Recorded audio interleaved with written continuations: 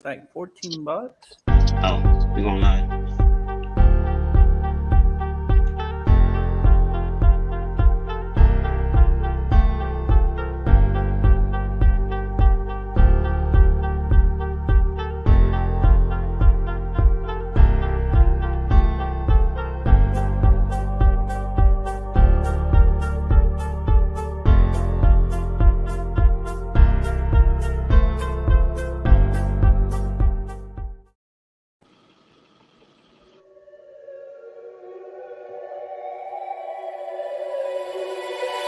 Wake up to the sounds of the silence that allows for my mind to run around with my ear up to the ground. I'm searching to behold the stories that I told when my back is to the world. Was smiling when I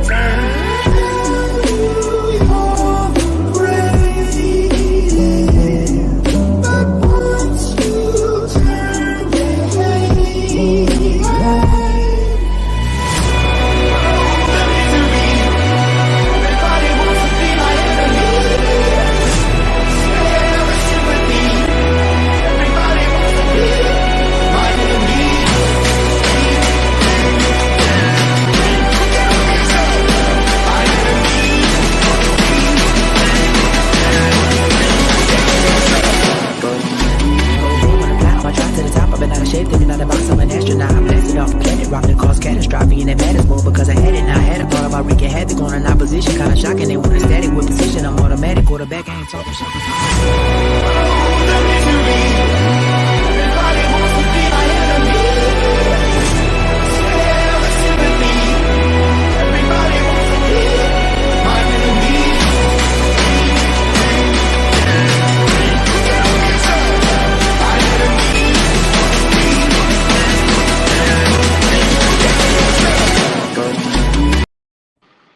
What is good, Raider Nation? Welcome back to yet another episode of Raiders Live News Talk. I'm joined by my friends, as always, Dustin, Eric, Ray, and Cortez. Say what's up, everybody. What's good? What's good? What's up, everybody? Raider Nation. Raider Nation. Yep. Salute Raider Nation. Yo. Yeah, so welcome back to another episode. Once again, first and foremost, thank you to all the mods in the chat holding it down. Thank you to everyone in the comments right now. And everyone, all of our viewers right now. Just quick reminder before we get things started, like and subscribe if you haven't already, and just make sure to tell everyone you know about us and what we do. So without further ado, let's get started. So our first topic of the day is going to obviously be recap of our Week 3 unfortunate loss to the Tennessee Titans in Tennessee this past Sunday. I would just like to say, before we get started, as far as specifics of this game, I personally, I'm running out of excuses for this regime and this coaching staff as far as what can be said about what's frankly not getting done on the football field. So as this episode goes on, we can certainly talk about how it's really not that simple, and things are still trying to evolve organically, all of which is true. But at the end of the day, I'm starting to get pretty tired of them just not getting it done. So I definitely think they need to pick it up. Just like I said, I mean, just win, baby. That's the name of the game. That's our slogan. That's what this Raider Nation lives by. So I guess just to get us started, Dustin, was there anything you wanted to say about this Week 3? So for me, my deal, I'm gonna say it's unrealistic to sit and say, regardless of what team or what staff or what players or what deals came together, that you're just gonna automatically come out and win every game. It's just unrealistic. It's not gonna happen. People have to take into consideration 85% of the roster was overturned. Yeah, did you keep few core players? Yeah, but they ain't catching the fucking ball. They're playing like shit. They're not fucking doing their job either. But the point is people sit and say, like, oh, Devontae and them have the chemistry. That's 10 years ago, bro, and that was in college. That was never in the NFL. And I've said this 100 times. Just because you practice in a park doesn't mean that you're ready to go out and play in the NFL at game speed. I said this about Colin Kaepernick and that Isaiah dude that was on our team. Just because you catch passes in the fucking park don't mean you're ready to go back to the NFL. It's a whole nother level. The coaching and everything, for week 1 to this week right now. We've been in every single game competitively to be able to win those games. I've said 3 plays away, we would have 3-0. Instead, we're 0-3.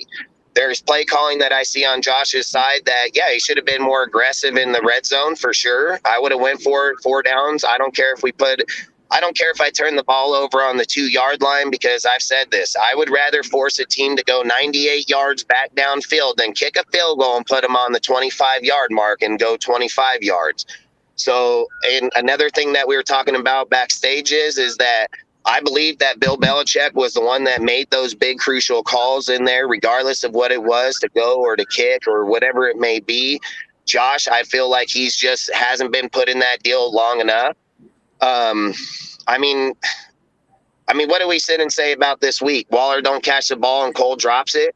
You can't sit and say Derek Carr ain't doing his job. Derek Carr dropping bombs, beautiful rainbows right in Holland's hands. I mean, Carr putting the ball where it needs to be. Jacobs is running the ball the way it is. We get too far behind. Josh stops running the ball.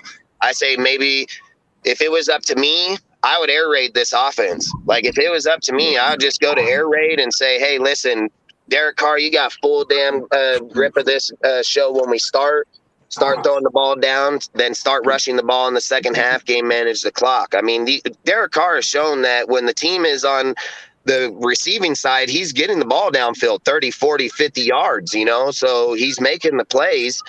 I just feel that this game came down to a few crucial plays. Keelan Cole dropping the ball inside the end zone right in his chest. Darren Waller getting scared because he just got laid the wood 2 plays before in the open field for the catch, goes into the end zone, and you see him duck down to try to grab the ball, goes off his fingers and gets intercepted, There's plays where people need to pick their shit up. The offensive line played pretty fucking good. And a lot of people would say that they dominated in that game the way that they played. So where's the issue here? We're putting up the points. We just ain't finishing the game. And in my opinion, I believe I've said this the whole time. I wouldn't expect the Raiders to be on pace till week 4 or 5, maybe even week 6. To be able to figure out the kinks, see where they're having these issues, where these flaws are coming up. I've just said it. I'm not going to sit here and say because I'm a Raider fan we should win every game. We're not going to. We never were going to. We weren't coming out this year going 17-0. That's just not real. Realistic would say great team, good team, 13-3, 13-4 now, 12-5, 11-6. And again, we lost 5 out of 6 games last year. And we still made the playoffs, man. We went on a 4-game run. I would not count the team out. I wouldn't count the coaching staff out. Here's another point with Patrick Graham. People want to say, well, the defense or that. Listen, Patrick Graham has held 3 teams for 2 quarters, so 6 total quarters, scoreless. For 3 teams, 2 quarters per game, beginning the first 2 quarters or the last 2 quarters, Graham's defense has kept them scoreless. 0 damn points put on the board. The thing is, they need to show up for 30 or 60 minutes, not 30 minutes. We'd probably have a whole different ball game here. I've said this even about the Cardinal game. The Baltimore and Steelers been famous for putting up 21, 24 points. The defense come out in the second half and control the game and run the ball. Like these organizations have been built on this type of shit. We get put in that situation and we just deplete it. We just give it away, hand it off. Like there's no run concept in there to just ground and pound old school football and just work the clock. You ever want to piss a guy off in Madden and get him to quit? Just start running the ball and run the clock. That guy will back the hell out of that game in a second. So yeah. I just say when you're frustrating people or putting people in certain areas, you start mind controlling them. That's why they always say it's 90% mental, 10% physical. It's a lot of a mind game out there. To me, I'm not worried. I'm not scared. I've sat here and said the first game we were 5 points out against the Chargers that everybody claimed, greatest damn team out there. We were 5 points, 6 sacks, 3 interceptions, and we were still in contention for that game. The one game I would probably be more pissed off about is the Cardinal game because of the points we gave up in that second half. But again, we were still only 6 points away. The Tennessee Titans game, fought it all the way back. Derek did what he does best, fight him all the way back, get it out in the end zone. It's really hard to score the 2-point conversion's hard, you know, like you just went down there, had what did we have? 8 chances at the end zone. We got in, and then we're acting like, oh, the very next play is just going to happen. Like, that's just magic, you know, like I've always said, that's a coin toss at that point. You get it or you don't. I'm not faulting nobody in that shit. It is what it is. Me personally, I would have probably taken a flag, got me back like 7 yards, give me a little more field to work with, and then try to get in there. That being on that 2-yard line's kind of a little tough. You're just so short field right there. Bottom line is I'm not panicking and I'm not worrying, man. I think our team will get it together here, and it doesn't. If we can just win against the Broncos, the reality is that we just need to stay contention within the division at the moment. If we can stay in contention in the division, man, we're not too far out of it at the moment. I think 2 games at best. Any of that can switch. We're about to play back-to-back division games against the Broncos and the Chiefs. Like, if we are somehow, some way to edge out a win in that Chiefs game, man, that would change the whole dynamic of this whole deal. But I'm not going to hate on my team. I'm not going to sit here and say every team makes falters. Every team has their deals. I understand that people say like Waller, Renfro, Adams, you know, Jay, like it's a lot of people. I understand that, but Waller has dropped a lot of balls. And I said this last year. I said I wouldn't have gave him the contract. I've said this on numerous of our lives. I would not have gave him the contract right yet. I would have forced that man to play a few games, see where he was at, then give it. But let's be honest, Waller didn't get paid like a top tight end. Everybody keeps saying like, oh, Waller got paid top. Bullshit. Cleveland's tight end got paid $15 million. Waller got paid $13 million per year. He's not top 5 tight end paid wise. Maybe they seen that. Maybe they knew it. $13 million is a great price. But the second thing is, and I'll end on this, is Devontae Adams. Like, I've watched all 22 film. I've watched a lot of it. People are like, well, Carr's not throwing the ball. Adam ain't winning his routes, bro. Like, Adams is not winning on his routes, and it's been for 2 consecutive games in a row now. Is he get open? I'm not going to say he doesn't get open here and there, but when the ball's going to Waller or the ball's going to Holland, like Devontae, why wasn't that play Devontae? Why was it Hollins? Because Hollins was open, Devontae wasn't. Like, that's just facts, you know? Like, so all I'm saying is 2 people. One, Adams needs to win on his routes. And has anybody found Chandler Jones yet? That milk carton's out there. I know he's missing, but let me know if you guys find him. There's like, I think $500 reward on that shit. So I've seen Casper the Ghost. I haven't seen him. Oh yeah, I think Casper too. But like I said, this is my opinion. I'm not saying on here we're all going to agree on it or not. I'm not saying that my analysis of it is better than anybody's. I'm just saying what I see as a football fan and how long I've played, how long I've been here, how long I've seen this team. I could understand, dude, if we're going into games and it's fucking 7-35. Like, I can totally understand that. Every single game has been in contention for us to win. That's facts. So they haven't done it, and that's facts too. So yeah. I mean, you know, it's a lot to say, a lot to unpack. You know, not just with this game, but with the previous 2 games as well. This season as a whole. I would say, hold on. I was gonna say one last thing. Yeah, sorry. We need to figure out a motherfucking run stop defense, plain and simple. Graham needs to get the fuck out of that 3-4-4 fucking shit and go to a 4-3 and try to stop that type of shit, man. Like, you're making people vulnerable. Not everybody on our team is Jonathan Abram. Not every guy on our team can lay the fucking wood like Jonathan Abram can, dude. You go into a 4-3 defense, man, you protect your fucking DBs and players because you have linebacker, bigger body people in there that can stop the front end of that line. When you're going into a 3-4-4 system, and you're making your DBs liable at that point, and we've seen that happen to Nate Hobbs, and so on. So if I was going to say, like, our defense kind of needs to figure out that run stop deal up there. I'll end on that. Yeah. I mean, yeah, like I said, you know, there's so many things, you know, you could pick apart and analyze with all these losses.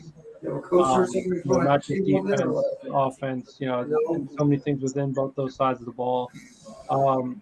I would say that basically, you know, the biggest problem in a nutshell so far has been they haven't been able to put 4 quarters of football together. With the Chargers game and with this past game against Tennessee, you know, they got off to a bad start. They dug themselves in a huge hole. and then they spent the second half, catching up. And then it was the opposite with the Cardinals game where their offense looked brilliant and their defense looked brilliant for that matter. They were just playing perfect football in the first half, and then the offense play calling wise. I mean, granted, they weren't on the field for a long time, but the play calling didn't seem that imaginative. They didn't really seem to be opening things up like they had in the first half, which gave the Cardinals an opportunity to possess the ball and control the game really offensively through long possessions. So, whatever you want to say about things they've done well so far and things whereas things they haven't done well, this is where Josh McDaniels really needs to learn how to be a head coach because the key to being a head coach, you get paid to win football games as a head coach. You don't get paid to coordinate. You don't get paid, if you do coordinate either side of the ball, if you do call plays, that's great. That might be an extra, tip of the cap to you. But at the end of the day, you have to be the alpha male, the leader of this team, and you have to be able to put four quarters of football together in one way or the other. So to me, that's the biggest problem that McDaniels needs to be in, and he has to figure out how to do it in the best way that he knows how that will work to his strengths, because different head coaches have had success being different kinds of guys. So, I would say that one way or another, he needs to figure out how to be a stabilizing force, and one way in which you can do that potentially is to really just call out guys like Chandler Jones, guys who haven't been stepping up, frankly, despite having been paid handsomely. I mean, Monday Night Football last night, the Aikman and Buck brought up a good point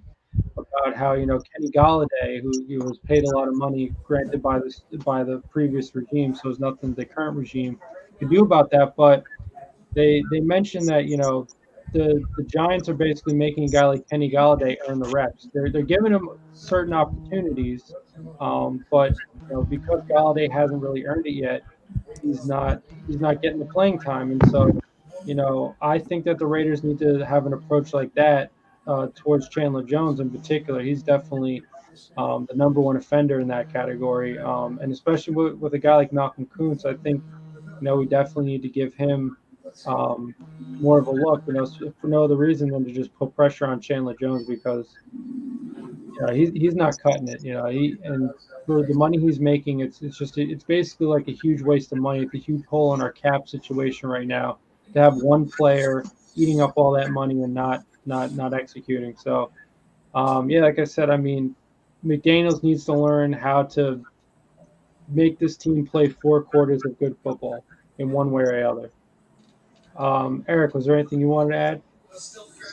Yeah, we have to learn how to. If you have a lead, keep it. Like against the Titans, I understand Derrick Henry's going to be Derrick Henry. He's an All-Pro for a reason. He led the league in rushing for a reason. So I understand that. But letting Ryan Tannehill just walk down the field had me upset because I'm like, look, we have Chandler Jones and Matt Crosby, two All-Pro pass rushers. Why is Max carrying his defense? Like it's like Chandler Jones is literally just sitting there being held up. Like this defense needs to click. Like I'm not faulting the defense for this game because they held their own. Like even Hobbs before he got hurt almost had a pick. If he would have came there a little bit earlier, he would have had a pick. So defense is doing their thing. And even on the offense, you can't blame Derek Carr for this loss. Derek Carr didn't drop them passes. He put it right where they could be at, and they dropped it. So them drops, you can't fault them for it. Even Keyshawn said it. Derek Carr didn't drop them passes. His receivers did. He put it in the right spot. And against the Broncos, we can't do this at all. Like the Broncos, they're ranked fifth against the run, meaning that they allow the fifth most rushing yards in the league. And being that we do have like 100 running backs, we should be able to beat them with our rush attack.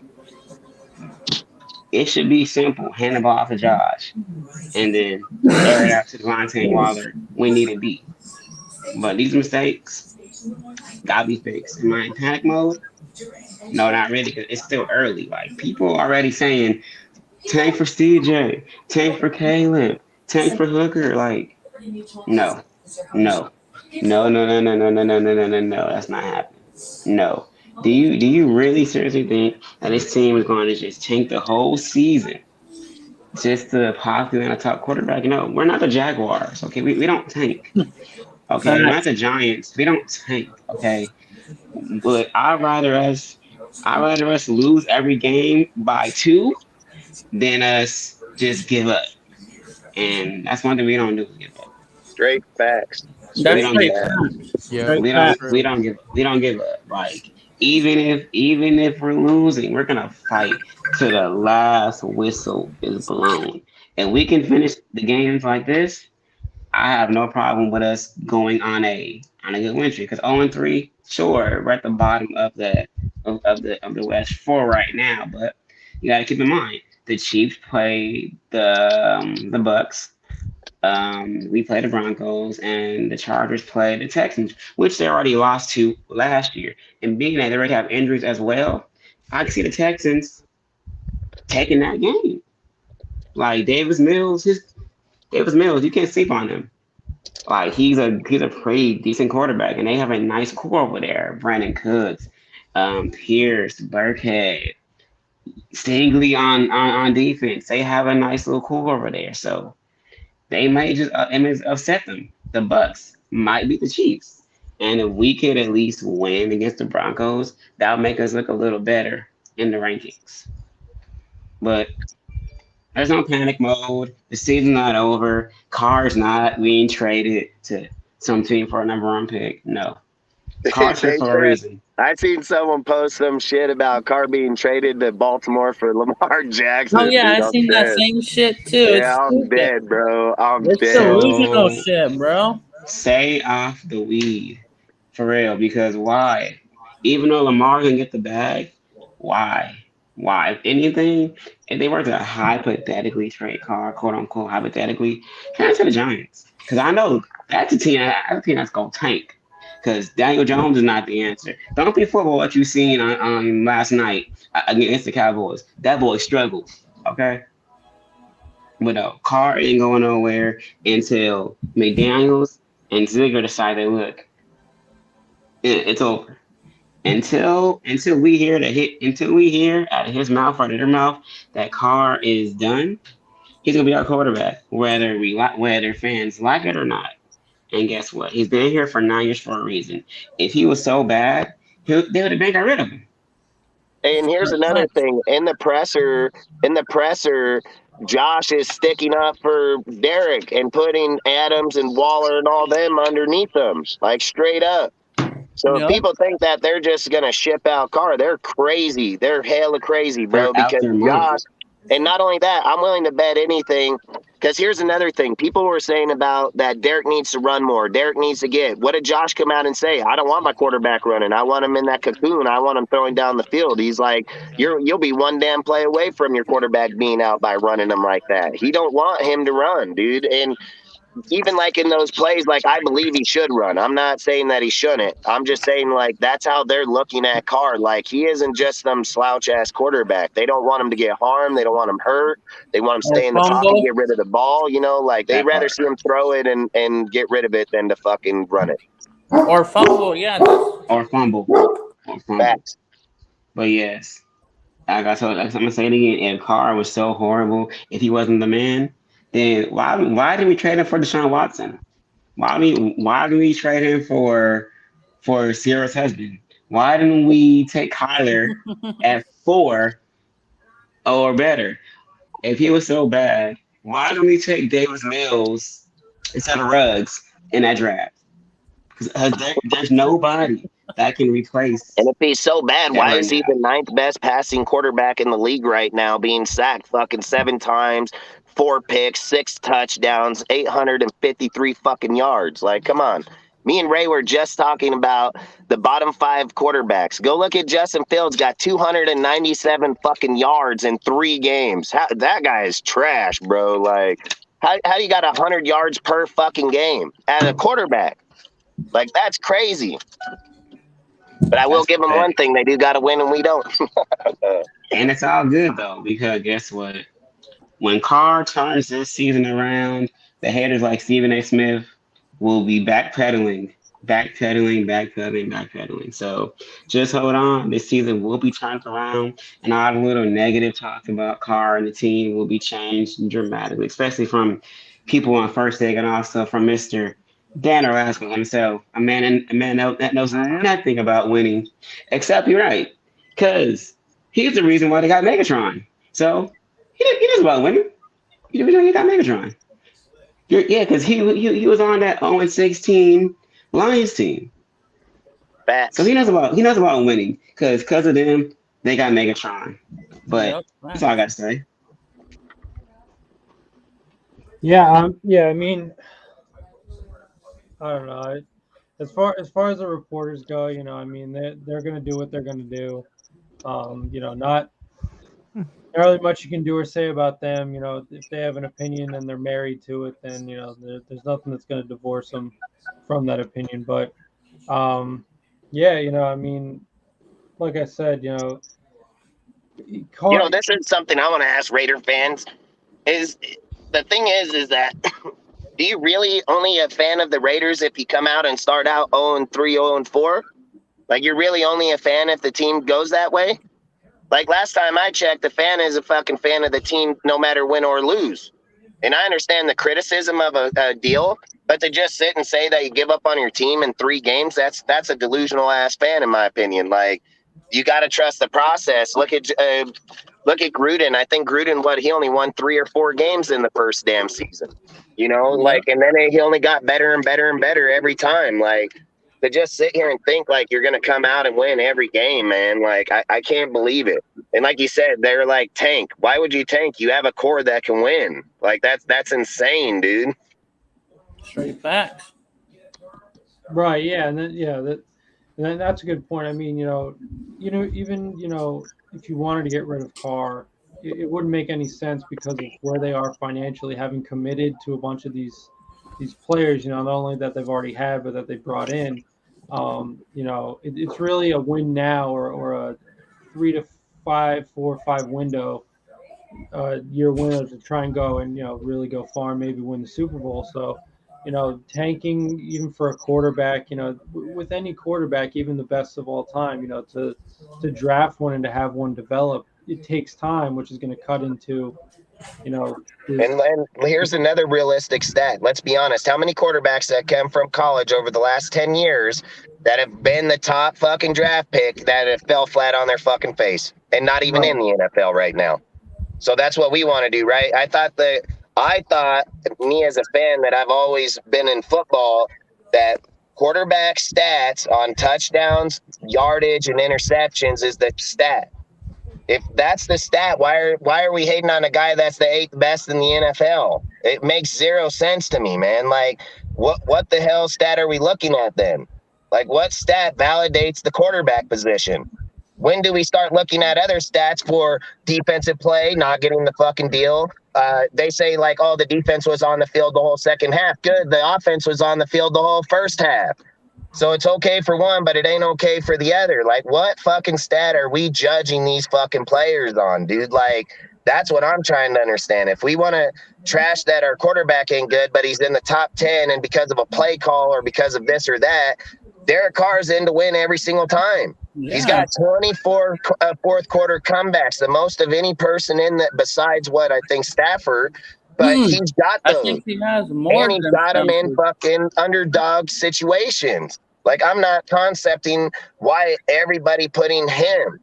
I understand that Devontae's a great player. I understand Waller's a great player. Why are you not faulting them for dropping the fucking ball? Why are you not faulting them for not fucking getting open on routes? Just because you gave a guy fucking $28 million doesn't mean that he's just going to come here and be the best. Like, that's not how it works, man. Like, and it's going to take a minute to gel. Like we're not fully gelling too. Facts. I just want to know what stat are we judging the fucking players on? We need to be fair about it. We need to judge the players equally on stats. If a wide receiver ain't doing his fucking job, he should get the fucking credit of not doing the job. Keelan Cole, they didn't do the fucking job, man. They see why they cut him. They see why he got brought back just because someone got injured. But we don't see what happens in practice. Josh and them are like, this bitch dropping balls all the time. Then what does he do? Drops one in a crucial-ass game to win. Right. Like, Renfro catches that. Cole don't. Like that, Yeah. and I'm not saying Renfro will. I'm just saying he has a higher chance. You know what I mean? So I just want to be fair to the team, man. I'm not. Listen, if Carr sucks, he sucks. I'm not here to fucking say I'm a Carr saying or not. I judge people fairly. I judge every fucking team across the NFL the same way. I'm just wondering how in the fuck we're doing our team. Like, you guys got another deal that you guys know? Let me know. Mm-hmm. Facts. Facts. Yeah. I mean, and like I was saying, like as far as tanking goes, like it just wouldn't make any sense because even if a guy has potential, it would take a lot of time to develop. And like Dustin said, you're rolling the dice with like, if a guy is a bust or not. It really just would be a train wreck, and it wouldn't make sense based, like I said, financially where the team is at right now. So, we have the team that we have, and they have to figure out a way to use to their advantage their qualities and to make up for or to find ways around their weak points and the ways in which they're struggling or that they probably won't be able to overcome as well as other facets of their game as a team. And so, I mean, like I said, we don't know what goes on behind closed doors. We don't know what kind of guy McDaniels is in the locker room or in these closed door meetings with the team. But it definitely does seem to me like this team needs an injection of energy, some sort of boost, something like a spark plug or something. Because at the end of the day, you got to start winning. No matter what. I mean, we just saw the Broncos win an 11-10 football game, and their offense looked horrid. Their partner was the MVP. Outside of maybe like Randy Gregory, So, but at the end of the day, they won. So, in one way or another, they have to start. Putting W's in the column because accumulating W's because I mean, granted, like I said, this is their first year. It will take time. I guess it's worth mentioning that, for example, the 2018 Texans, they started out 0-3 and they ended up making the playoffs. Let's talk about the Giants, dude. 0-2, fucking Eli Manning, go back, win the Super Bowl. Right, yeah. 0-1 Patriots, 0-2, go on, win the Super Bowl. Right, yep. And more recently, I mean, Mike McCarthy a couple years ago took over with the Cowboys. They didn't look very good. People were writing them off. And then, year two, they went 10-7 and they won their division. They made the playoffs. So, I mean, they weren't, the Cowboys were by no means a perfect team last year, but the improvement was there. So, even if I'm just saying, worst case scenario, this team only ends up having like 6 or 7 wins this year. It's only year one, so it's possible that going to year two, they because a lot of guys are committed to these long-term contracts, it could very well be that they begin to gel more and more as they learn to play together as a team, and and they end up winning a lot more come year two. So, hey, and I wouldn't be against that happening. Like, I would not be against that happening. Like, I pay a lot to go and see my team. I pay a lot to be there, dude, and I would not be against giving the team a year to get together and know each other. Because you're keeping your base core. They're already signed. Your base core is signed. Yeah, and one of the things is, what's unfortunate about this year in particular is that they've been given such a tough schedule, not only to start the season but throughout. I mean, they're obviously their own division is probably going to be pretty competitive, although they haven't quite shown it yet. But on top of that, we're dealing with the NFC West, 2 teams, of which just made it to the NFC Championship. One is the defending Super Bowl champions. So there's going to be a lot of battles, a lot of street fights in a lot of these games. It's going to be a lot of clawing tooth and nail. But at the end of the day, like I said, they're going to have to figure out how to be better than other teams through 4 quarters. So it is a learning process. There's a learning curve, and I think there is definitely a very winnable game in Denver this week, and hopefully they can prove that that is the case after this. Ray, was there anything you wanted to add? Yeah, man. Just overall, man, just a tough game. Uh, just you can't win them all. Especially that the fact that these games are coming in, we're only losing by one scores. Like we lost to the Chargers by 5, we lost to the Cardinals by 6. Well, realistically, it was supposed to be our game, and then we lost to the Titans by 2. We've only So lost like, by 13 points in 3 games. We've only lost by people, 2 and then scores in 3 games. people want to blame, like, oh, the Raiders aren't in, oh, the Raiders aren't this. It's like, if you watch the game, you notice how it is. It's just a couple controversial plays or something that goes on to the game where, like, oh, we shouldn't have done this, or like, damn, this is what happens, and it's just a unfortunate sight to see. And last week I was talking about how the defense needed to step up against the Titans in the run. They did amazing in the second half. They didn't let them score. Derrick Henry was not doing anything at all. Held them to only 82 yards, which is I mean, his best game so far, but overall probably our best like thing we've done this entire like time. So I was really happy how we played on defense in the second half. Just really unfortunate, losing this game, but I believe like every time we start out, we either go 2-0, 2-1, 3-0, and then lose a couple games. Like I believe like that's gonna happen to us. We're gonna eventually bounce back, get our get our revenge. It's just a couple misclicks. It's just a starting, but just remember, I believe in my Raiders, and I will continue to, man. Yeah, exactly. Yeah, at the end of the day, all you can do is believe. You got to stay loyal to your team no matter what. Um, Obviously, some early trials and tribulations, some early misfortunes and whatnot. But yeah, I mean, the one thing I will say about the defense, as you point out, Ray, is that they did do well in the second half, but my problem, I would say, is that I don't think the urgency was there from the first snap of the ball in the first half, because the defense did not look good in the first half. They were letting, Mhm. I think Eric mentioned, basically Tannehill looked like a real NFL quarterback, which is, that's bad. Mhm. They let Yeah. Derrick Henry have way too much room to run.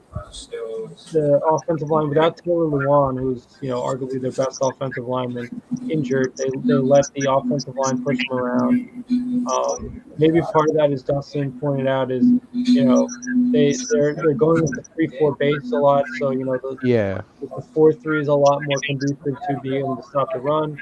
Um, Maybe that's a problem. Although that's what Patrick And Graham I does. That's what he does. and I and I completely agree. I think this following this following week, I think Patrick Graham we need to develop a 4-3 defense this week. I've You been know. thinking about this too, though. If somebody can look it up, I'd like to know what was Henry's rushing yards in the first half and what was Henry's rushing yards in the second half, because he shut them down. Like he shut them down. Like, you may move the ball here and there, but I said this on a lot of lives last year about the Giants. They had one of the best red zone defenses. It was hard as hell to get in the end zone on those dudes. And it is. This guy shows you it's hard to get in there.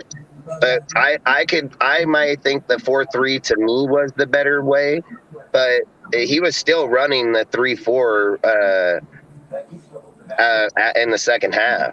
So maybe he just made a different adjustment, put a person in there, changed somebody, obviously. But, I mean, they weren't doing what they were doing in the first half.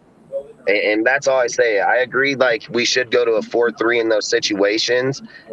But do we have the personnel? If you have Perryman, maybe you're more optionable to do that. Where they may think, hey, if we go to the 4-3, we're letting this guy be a liability because he's out there by himself.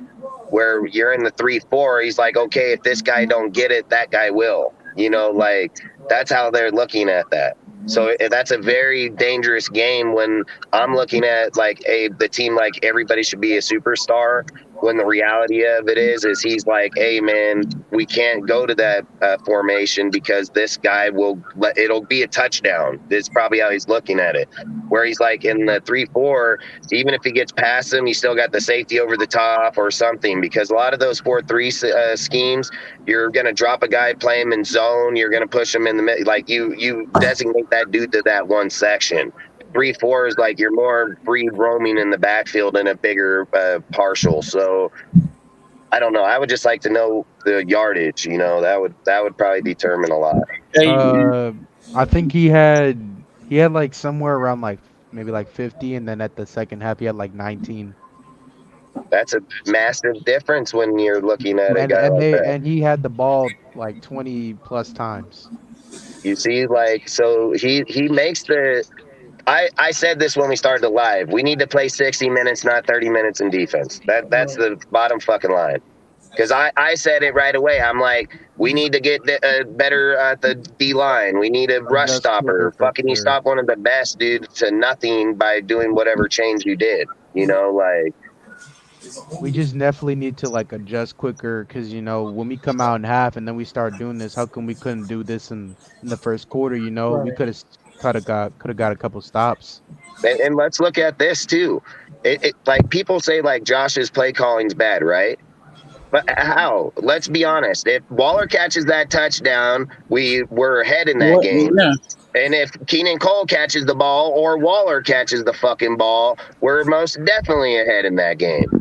And then if you go back to the freaking Carolina or the Cardinal game, there were 2 plays in there where they dropped the damn ball in an open way to give us the yardage or give a streak to the house, or Carr getting shut down in the pocket, where if he could have got the ball out ahead of him, that would have been to, I think it was Tyron Johnson in the first game where he was slanting across the field and he had to come back and grab it because it was underthrown. That could have been the last game. But my point is they've had plays that would put us ahead of these people or put up more points. We also got to say, like, these guys dropped the fucking ball, or maybe Carr underthrew play. Like, I don't think the game that is play calling is bad. You put those 2 plays or 3 plays in their hand, that's 3 touchdowns or 2 or 10 points. That changes the whole outcome of the game. That's all I'm saying is there's plays in there that were faltered by the players and receivers or tight ends that could have been touchdowns, and the game is a whole different ball game. I was just thinking about it right now when we said the scores. We're 13 points out in 3 games. That's 2 touchdowns, a touchdown and a missed field goal. Like, we're not like some of these other teams where you're like, hey, 3 games in, you're 40 fucking points down. We're 13. Like, that's crazy when you think about it, but either way, I think when this team gets their shit together, if the defense shows up and plays 60 minutes and the offense starts catching those balls, watch the fuck out. Like, straight up. Watch out. It's a wrap. It's going to be a wrap, bro. Like, this shit where you're giving up 24 points but giving up 0 in the second, or shutting them out in the first half and giving up 29 in the second half. When that shit ends, this game's dangerous. Like, we're dangerous. And I strongly believe it. You got Perryman, you got Trayvon, you got key players up out of that shit. Hey, what's the injury report so far? Do you guys know? Oh, this Hobbs. Hobbs is still in concussion protocol. Yeah. And I think Merrick and Everett should be coming back very, very soon. What about Third and Renfro? Is he still? I don't think he's past protocol yet, because in the presser they didn't mention nothing about it. But hey, if he's available, hey, tomorrow? We need him. Oh yeah. Yeah. Next presser is tomorrow. Who's that new DB that we got? The one from LSU? I think, yeah, from LSU. He's 6'4". I was going to ask you earlier, Dustin, but I forgot. I've been busy. I think didn't see it. Don't even know who he is. Because Scout posted him. That's why Scout posted him on his story. Yeah, I think he's a 6'4" corner from LSU. I believe he was there when they won the chip. Oh yeah, and I just Who saw is it? What's his name? I'll tell you right now, right here in a second. Raiders sign and plus that LSU. DJ Reed is no longer on the practice squad. We released Oh, him. he's not. Oh, Yeah. he's in the Bears, right? Is he on the Bears?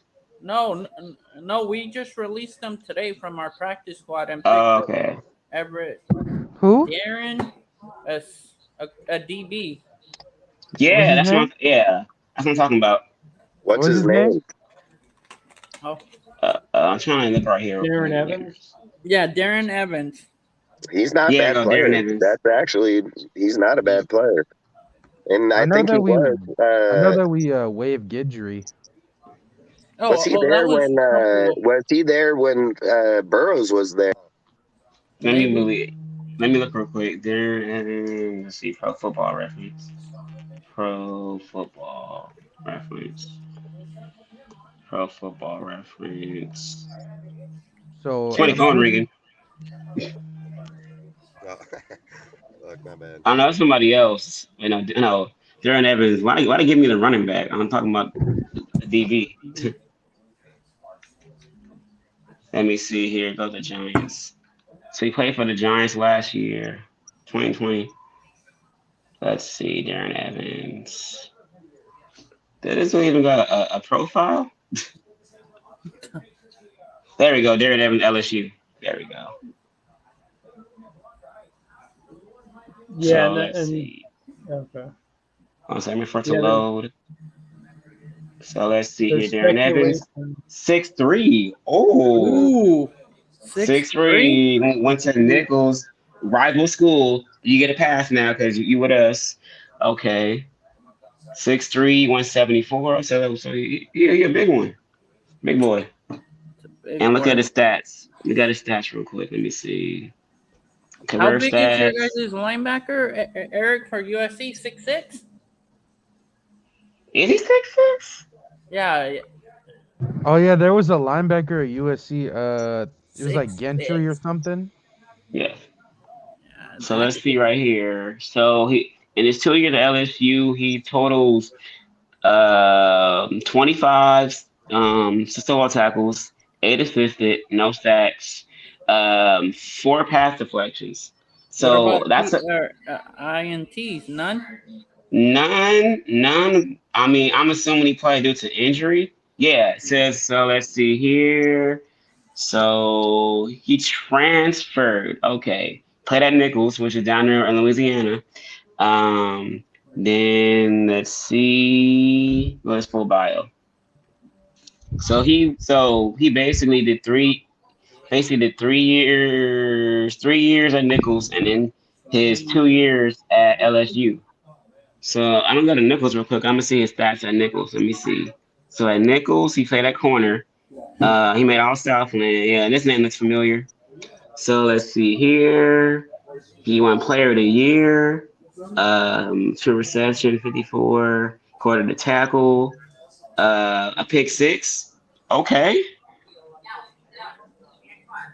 Quarter fumble, UIW 2017. Okay. So yeah.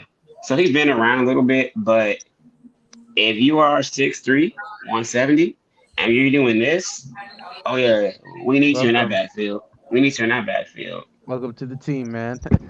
And Hopefully you stay. Because when yeah, I saw Nichols, I was like, okay, that name looks familiar. Because once again, that's a school that Incarnate Work plays against. So yeah, let me go to Nichols, Darren Evans, Nichols State. So let me go to his Nichols stats at Nichols. Let me see.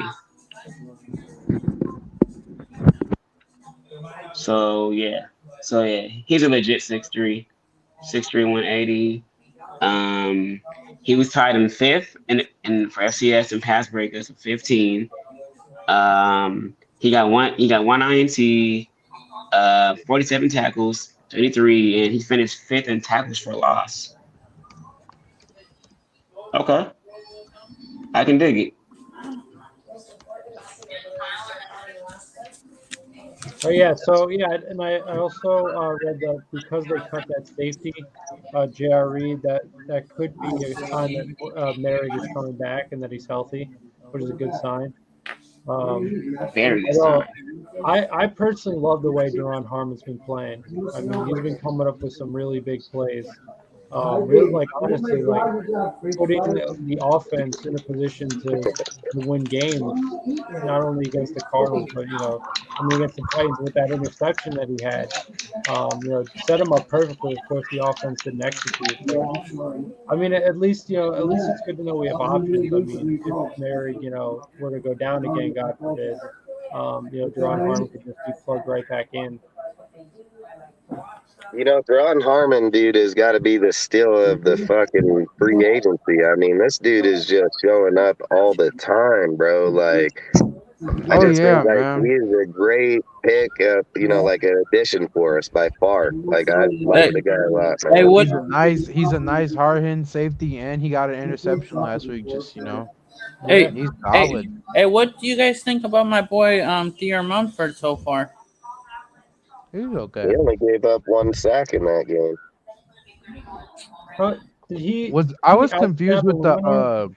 we got that one deep bomb and then they called it unsportsmanlike conduct on Illuminor. But I didn't see it. I Hey, didn't see 'cause anything either. they fucking Hey, hate just on wait. us, Hey, bro. Them refs look right in your eye, and they're like, "I'm gonna fuck you right now." So there ain't nothing you're gonna do about it. Yeah, so And you you know, can sit and usually they show it argue. on tape, You but I can didn't hey, see it. argue it. You can yell at it. You can kick a hole in your TV, punch a hole in your wall, dude. Like these guys do this shit on purpose. Because I, I was sitting there watching the whole time. The only thing, and I have even watched this on all 22. Like the only thing that you can do is can even say is going to be the damn left hand. The left hand when it went up underneath the deal here. If that's what they calling it on, then that's some chintzy ass shit, I man. gotta, Because he's I gotta jumped watch. on him. I gotta watch the 22 film because I Yeah, didn't because watch he the shoved game. on that fool, man, and then his hand slipped up. But I never seen nothing that should have been called. Yeah, man. Like should But of nothing that should have course, been when called. you're a Just just Raider, a just they a call Raider everything on call, you. man. I said that, dude. Waller, see, look, that's my point. Waller was on the 3 yard line on that catch, bro. Like that shit, the whole game changes the whole tempo of this game. Like people can't just sit and say because we took a loss that the team is this, the team's that. Listen, there are key plays inside here already that our team would have been up and been up by 2 scores, and big name people have faltered. So that's facts. No matter if you want to believe it, no matter what the hell your mind thinks or not, it's facts. That shit's happened.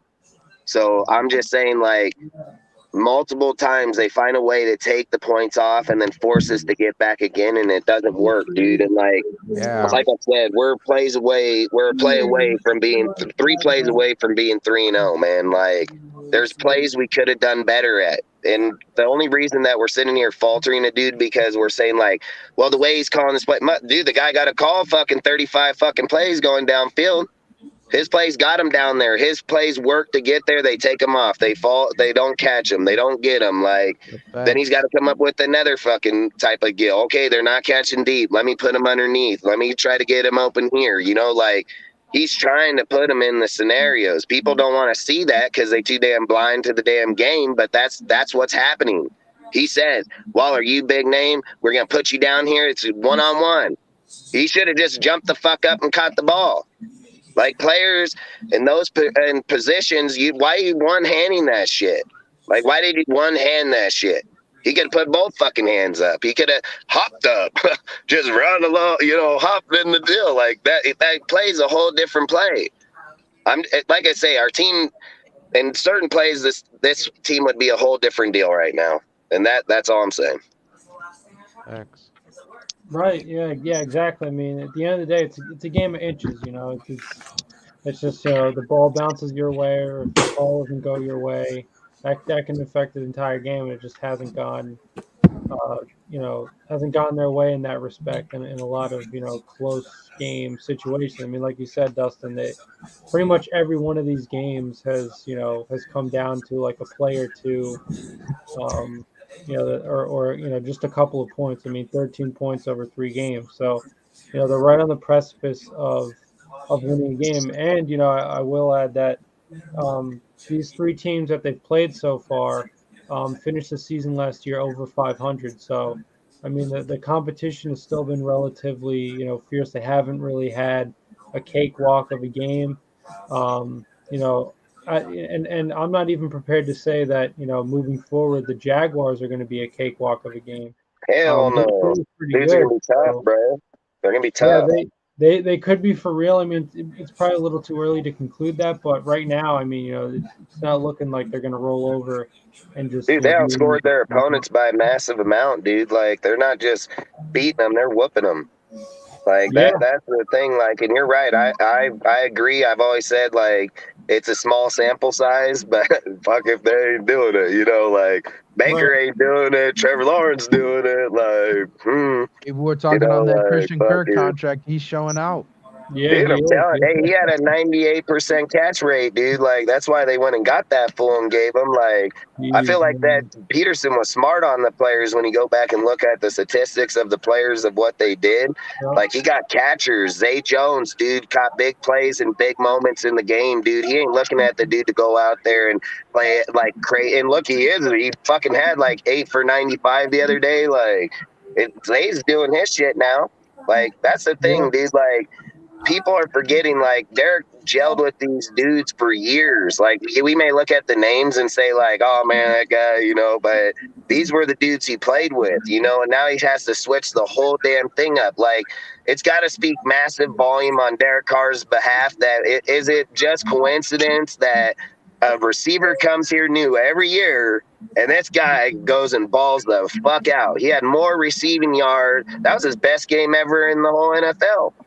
And you got to remember, he's on Super Bowl Eagles. He was in Miami, dude. Then he comes here and Carr gives it to him. Like that's what I think's just crazy, dude. Like our team is going to get there. And when it gets there, it's going to be a scary thought for people because if we're out here and, like you said, Jeff, like if we're out here and we're the score or the games are the way they are, imagine when that game flips around and it becomes a whole deal. This is where I think it's like a fairyland tale where people think like they're going to come out and they're just going to win every down. They're going to pass touchdown every single play. Like that's where I think it's just delusional because you have to take the real consideration. There's no teams out there that are doing it that way. What I look at is like the competition that you're saying. The Raiders, we played the Chargers, but I don't know if they're going to be for real or not. Herbert's hurt, dude. There's things like I think Watch. this last game shows like that has to be coaching because the whole team played shitty. It wasn't just Herbert's play; it was the whole team's play, dude. Like the whole team just fell the hell off. That's got to be coaching, no competitiveness in that type of deal. Like, and then what was it? You look at the Dolphins, I think they're kind of real deal. You got to think they took out the Patriots, dude. They took out Buffalo, dude. They took out the Ravens, dude, on that crazy like they took out high contending Hey, players. hey, Like, Dustin. What about I don't think Justin Herbert's gonna be able to now without his left tackle there, not there. Oh, hey, Yeah, Right. Slater's out for the season. yeah. So, and He throws also, 1,000 yards without that dude. I'm not gonna argue that. I'm not gonna say it or not. So Good point. Yeah, no, I definitely think that one of the strong points of the Chargers is their O line. I mean, Corey Linsley, that was a great pickup. He's arguably the best center in football.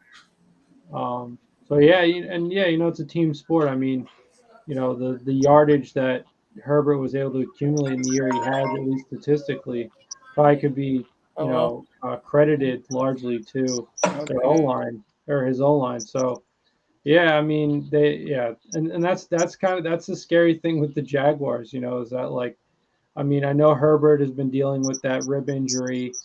Yes, he did lose his offensive lineman in that game, but I don't know the way Doug Peterson coached that game. It seemed like he just exposed the Chargers, and the Chargers beat us. So I mean, What's obviously the crazy, transfer property doesn't always work in football, but you he know, whooped their ass, bro. dude? He yeah, What's whooped exactly. their crazy? ass. What's crazy is In that LA. Doug.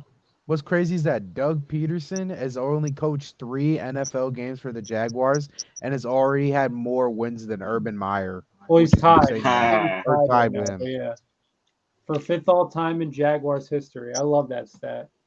Hey, I ain't gonna lie, He's he's actually crazy. pretty good coach. I mean, dude, Peterson's pretty good. I mean, you also have the Jags ex head coach there too. That's on the offensive lines coach there, frickin' the little chubby dude. Fucking, he used to be the head coach of the Jacksonville too. Like they Coughlin? turn their Doug Marone, right? yeah, they turned their shit around instantly. So like Doug that shit Marone's got Alabama. flipped the script, bro. So I just think like when you're looking at our team is a few plays away, dude. And if the Chargers fall out, like I think they may, that puts us in third instantly, dude. Then you're gonna sit there and say like frickin'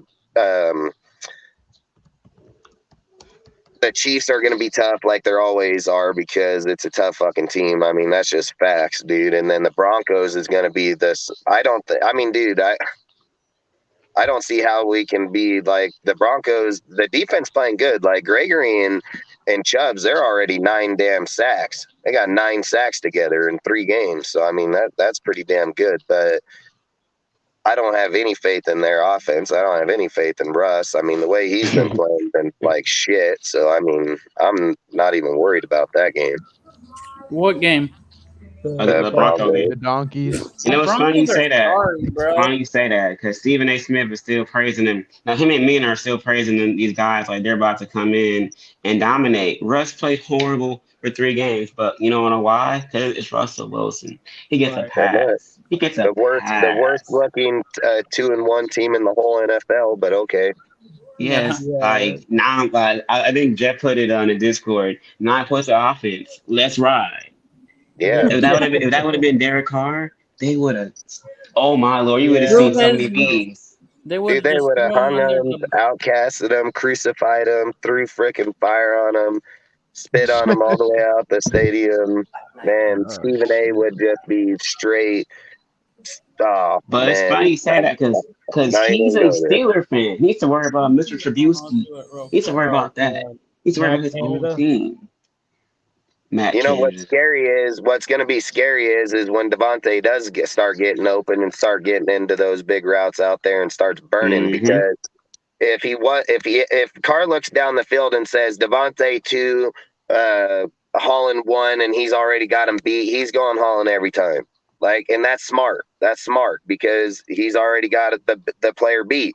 To sit and just be like, oh, Devontae can take 2 every time and throw it, like you're gonna get picked off sooner or later. Like shit like that's just gonna. I understand that people want to see Devontae like he was in Green Bay, but let's be honest, dude. Green Bay didn't have the players or the core that we have. Like, they didn't even come close. So it was easy to throw Devontae the ball 150 fucking times a year. You know what I mean? Like, you can throw the ball 150 times to a player when Al's Lazar is your next best player. So, like, I'd do that all day.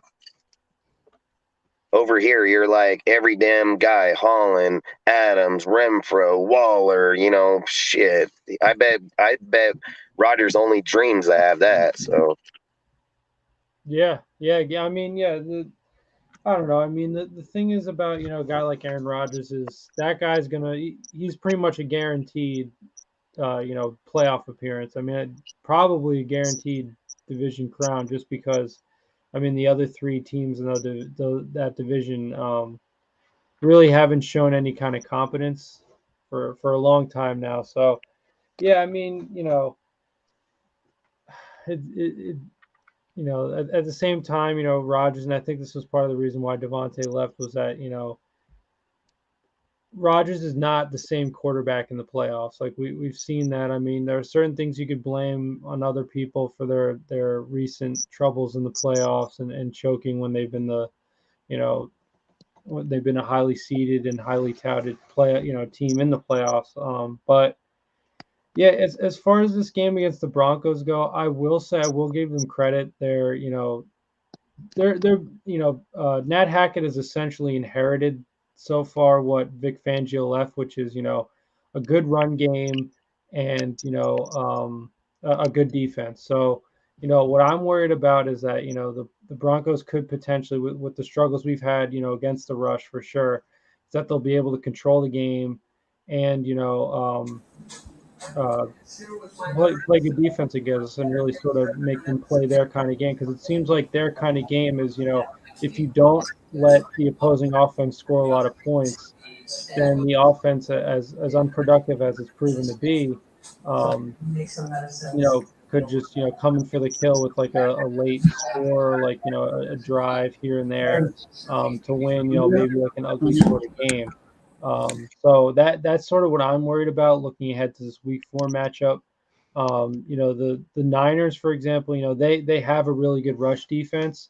So because of that, I think they were able to neutralize the run game to a great extent, and then that forced, Russ to have to try to throw. And because he doesn't seem like he has chemistry with his receivers yet, he's sort of in the same sort of position that we're in. I just think he don't have chemistry with frickin' Cortland Sutton, because Jerry Judy over there looked like a goddamn all-star with that motherfucker throwing to him. I mean, Jerry Judy put up 120 yards in a game. Like, he slaying it over there with him, man, until he just got hurt. But I think like Cortland Sutton, he's not hooking it up with him, or DJ, or is it DJ Hammer? Is that what that dude's name AJ is? Hamler. AJ Yeah. Hammer. But I mean, I'm sitting here thinking like we should go in there and beat them. But I mean, like you said, like I said, I mean, you can't sleep on Chubbs and Gregory right now. Chubbs and Gregory are coming off that Right. edge, dude, and they're getting there. I just said they got 9 sacks, dude, in 3 games. Like, they're getting home. Their We got one. We got 1 or 2.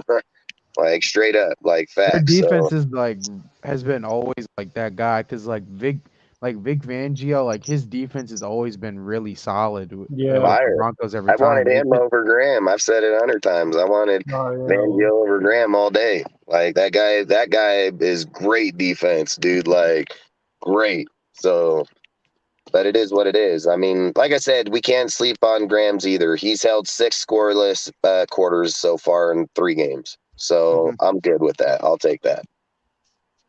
Yeah, and not only with defense but with offense, like I said, like if they're able to do what they have to do that the entire game, not be the schizophrenic team that we've seen so far, where they're like on one hand they look they look great, they look prolific, and then in other parts of the game they just look lost and they look listless, or they don't they're making these mistakes. So um and um but yeah, I definitely think that, like, you know it, it might seem counterintuitive from a defensive game plan perspective for Graham to do this, but I think if they can model what the Niners were able to do, which is stuff those holes, neutralize the run game, sort of make Javonte Williams not really feel comfortable, not really have those running lanes that he's used to.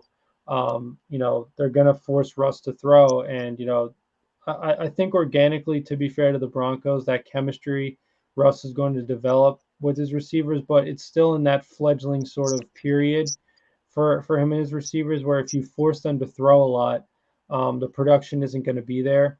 So I would say that, and this can sort of be a good segue into our next topic, which is adjustments for week 4 against the Broncos. I think that's a big one, defensively. And then, offensively, I would say try to do what the Broncos would want to do to us, which is establish the run and run the ball a lot, because as someone I believe just mentioned in the comments, um, it's easier for for defenses to really neutralize the pass game more, because we're not establishing, we're not running the ball enough, and it doesn't seem like this Mm. regime likes Josh Jacobs enough for some reason, which is weird. But use another running back. Like, as we've said before, this team has a million running backs. That was one of the things going into this year that we were so excited about, is the running back depth, and what it seemed like Josh McDaniels was bringing over from New England. Was this like running back tandem sort of or running back as a committee sort of philosophy? So It's yeah, I mean, been it's with been that, working too, is the crazy thing too, Jeff.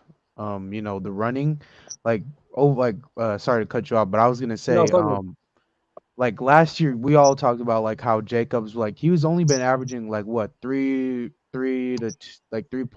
or 2.9 yards per carry. This season he's been averaging at least 5 or maybe 4 yards, and like we're not as 5.6. He was at like 5.6 yards. and yeah, And even in exactly. the games, he was averaging like 7.5, dude, 7.2. Yeah, and this is what I'm talking about.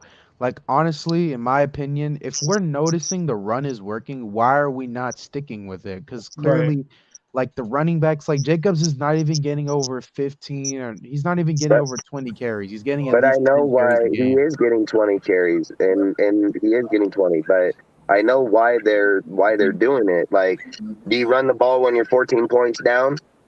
Like you can't do that. Like you're gonna go over there and just run the ball and run the clock out. Like he has to pass. He has to get down the field as soon as possible to get the points back. Otherwise that game just gets the hell away from you instantly.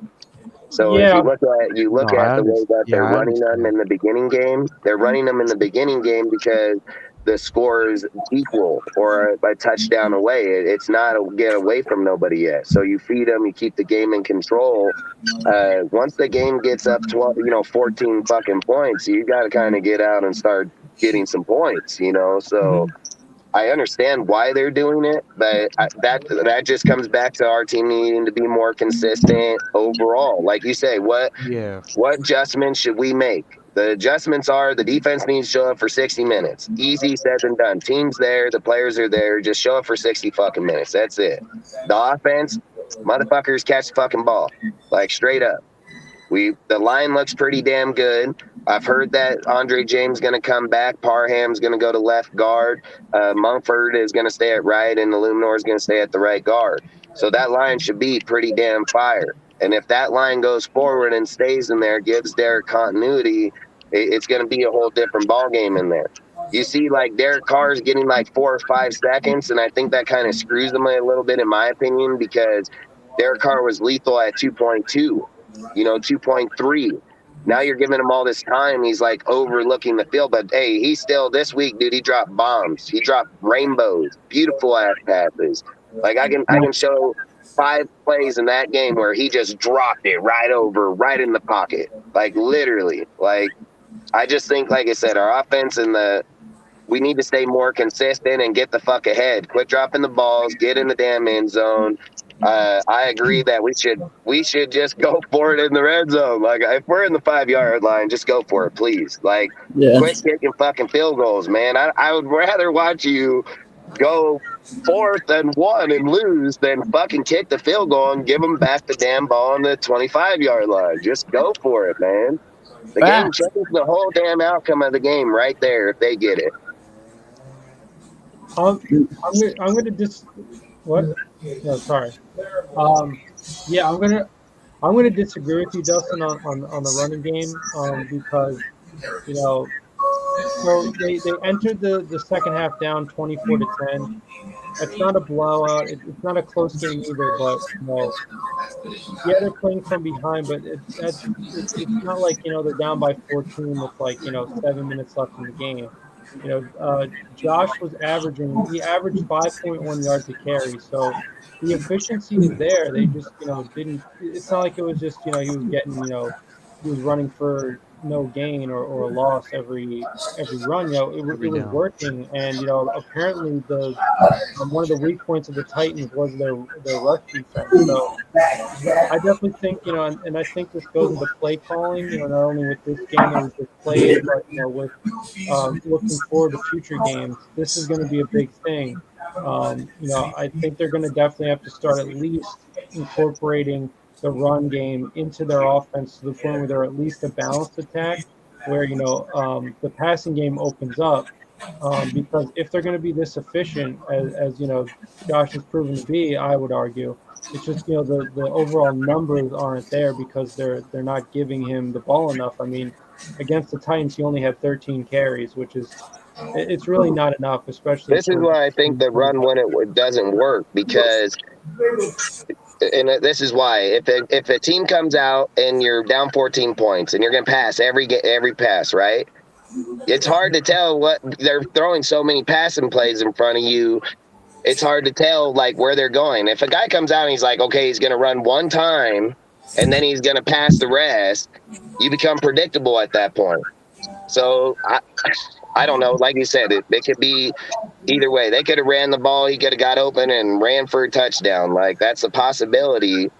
But the statistics of Josh doing that, he ain't done it yet. He's done it one time, I think, in the Saints, dude, in like fucking 2 years ago. Like, I don't even know. I don't know. I would pass and just get the points. And again, he Well, was down by 2 damn points. And if that wasn't an 8-point game, Derek gets his next fourth quarter comeback again in the 2 minutes. Like I say, a lot of things determine that whole outcome. And I agree, they could have ran the ball, but they were down 14 points, and I think there was only 6 minutes left in the third quarter. So I don't know. Like I said, I don't know. yeah, in a second, I'll get to one of you guys to hear what you think. But yeah, I just think like because I've heard some sort of I guess we call conspiracy theories that Josh McDaniels and this regime doesn't really have the best attitude towards Josh Jacobs for whatever reason. It doesn't make any sense to me. It seems to be mystifying. I guess it's because they don't want to enter in a long term contract with a running back. So because of that, and the evidence for this idea that they've had a bad attitude about him started with I mean, they put him in the same category with Clelin Ferrell and Jonathan Abram, which at the time, was crazy. I mean, Josh Jacobs' contribution to this team compared to the other two, leading up to this year, it's night and day. It was disrespectful, honestly. But if you're not going to use Josh Jacobs, use somebody else that you like. Yeah, Either but one is way or another. Josh, can you look up the stat real quick? Is Josh getting 18 to 20 carries per game? No, he got 13 against the Titans, which is, you know, Let me that's go not check even right close now. to what he should be getting. Because, I mean, I know he's had 18 in the other one. I think he had 18 or 20 in the other He had one. So 10, Josh had 10 against the Chargers, 19 right? against Arizona, and 13 against Titans. Yeah, and then you go look at the passing because of the way that those games turned out. I mean, he got 19 in the chart or the Cardinals, and we still lost that damn game. Like, he should have had like 40 and ran the damn clock out. Like, I agree in that point, But again, that goes back to my point. In the Charger game, we were down. We were freaking down in that. We go down here to the down instantly against the Titans. Like, I think at a point, you got to abandon the damn run and start. Like, they were throwing 40-yard plays, bro. Like, let's be real. They weren't just throwing out here. They were throwing Derek, and then we're like 30 yards, 40 yards. Like, that's why I think we should just go to the air raid. Just come out, buck 5 wide receivers, and let Carr just fucking throw that shit down, man. Like, I think we would be way better. Then bring Jacobs in the second half and just pound the ball. Give him the ball 40 times. I don't even care. Just run it down their throats. Yeah, I mean, and I agree, Jeff. Like, we just need the consistency of the run pass the whole time.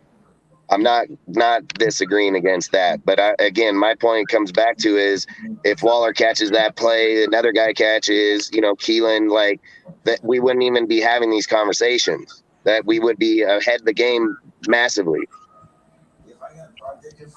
Right? Yeah. It's just like they just get away from the run game one way or another, and I think that's like a flaw. And I think it's hurting this team, honestly. Like I said, and they should at least be running the ball to the extent that they're a balanced attack, because it was definitely working against the Titans. You could tell. I mean, like I said, what 5.1 yards a carry Josh was against the Titans. That's working. That is something that you definitely take. And I get that predictability is one factor, but if they can't stop it, then predictability. Yeah, but how many plays do you say he had? 10? He had 13 carries for. Hold on, Yeah, and they was averaging like 5.1, 5.6, somewhere in that point. I mean, but is the reality of it, if he got 13 more runs, that he would still average that amount of yards per deal? And then even at that yardage, so if you do 5 by 10, it's only 50. It's only 50 yards. Where Derek Carr threw one pass for 50 right down the sideline to Hollins. So I'm not disagreeing about staying with the run and the average, what I'm saying is 13 run plays at 1 minute, and you're running that down. That's 13 minutes in football. They run the clock down to 2 minutes. Or what is it, 30 seconds? So you're running 30, so you're looking at 6 minutes just in running. That takes away almost the rest of that whole entire quarter. I don't disagree against the run, the average. What I'm saying is when you get behind a substantial amount, and we're going, what is it, 75? So that's 150 yards that Derek's got to travel to even get the game close. And he was throwing balls 30, 40 yards downfield to make up those plays. So I agree if we were 7 points, 14, I just say like maybe the time, the average, he would have to hit it big, bro. Like the reality is Jake, and I'm not saying he couldn't. He's got big plays already this year, but the reality is he would have had to, on one of those 13, if he just got 13 more snaps, he would have had to break one for 100 yards for a touchdown, or 80, 60, 50, whatever. He would have had to break one for a touchdown. What? Why? I don't. Why? Because if you're 14 down and you don't, the reason why is if you're 14 points down, right? If he doesn't break one of those for a touchdown and you turn the ball over and they go up another touchdown, what's the answer then? Now you give up the run? Well, now you're 21 points. You have to play defense, but my point is that when they had the ball at the half and they were able to, successfully move the ball down the field that first possession, that was largely due to running the ball. They were running the ball and it was working. And then they got away from it in the red zone for some reason. The drive stalled. They had to take a field goal. It wasn't really that much of a victory because instead of being down by 14, you're only down by 11. So if they put the ball in the end zone on that possession, it's only 24-17. With the way in which that defense played in the second half, you get the ball back. Plenty of time you could tie that game. Even if you go down and kick a field goal again, it's 24-20. It's anybody's ball game. I'm just saying. Waller and Cole just got those two passes, or Waller got the pass on the 3-yard line. You're up 21. So then the game that doesn't, it's not irrelevant. But it didn't work. That's my point. Like the run game was clearly working. I mean, you look at everybody's efficiency. I mean, granted, the other two, Brandon Bolden and Derek Carr. I mean, you have Devontae Adams, who technically had one carry for -4 yards, but even Carr and Bolden. Carr was 8.5 yards a carry. Bolden was 5.7.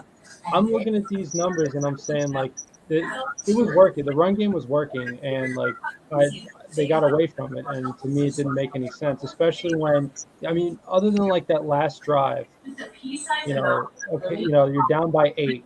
Okay, you don't run the ball then, but you didn't even need to get into that position. You could have run the ball when you had the ball earlier in the game, and it could have been a much different ball game.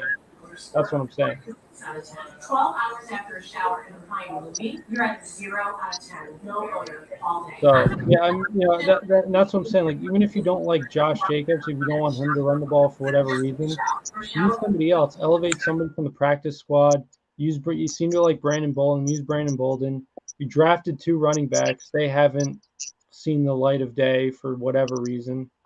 That to me is another mystery. But as far as like the takeaways for week 4, the adjustments, I should say, for week 4 against the Broncos.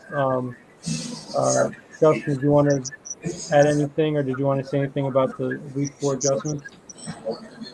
I did. I just said that the defense needs to show up and the offense needs to get more consistent. I mean, that's about all I can say. I mean, like I said, the defense ain't played 60 minutes. They play their 60 minutes. We'll be fine. The offense, again, I've said this the whole show. I mean, we're 2-3 plays away. And, I mean, I can go back to why I know they get off the run. It comes to analytics. Analytics is what the NFL goes by. Even if you gave him 6 yards per carry, the facts are you're 14 points down. That's 100 at the 25-yard line. That's 50 yards, dude. That's 150 yards down. He runs them at 6 yards, it's 60 yards on 10 runs. So, I mean, like I said, the run and the pass just needs to get more consistent. They need to follow it back. They need to catch the Right. balls, in my opinion. Plain and simple. Right. Yeah. Yeah.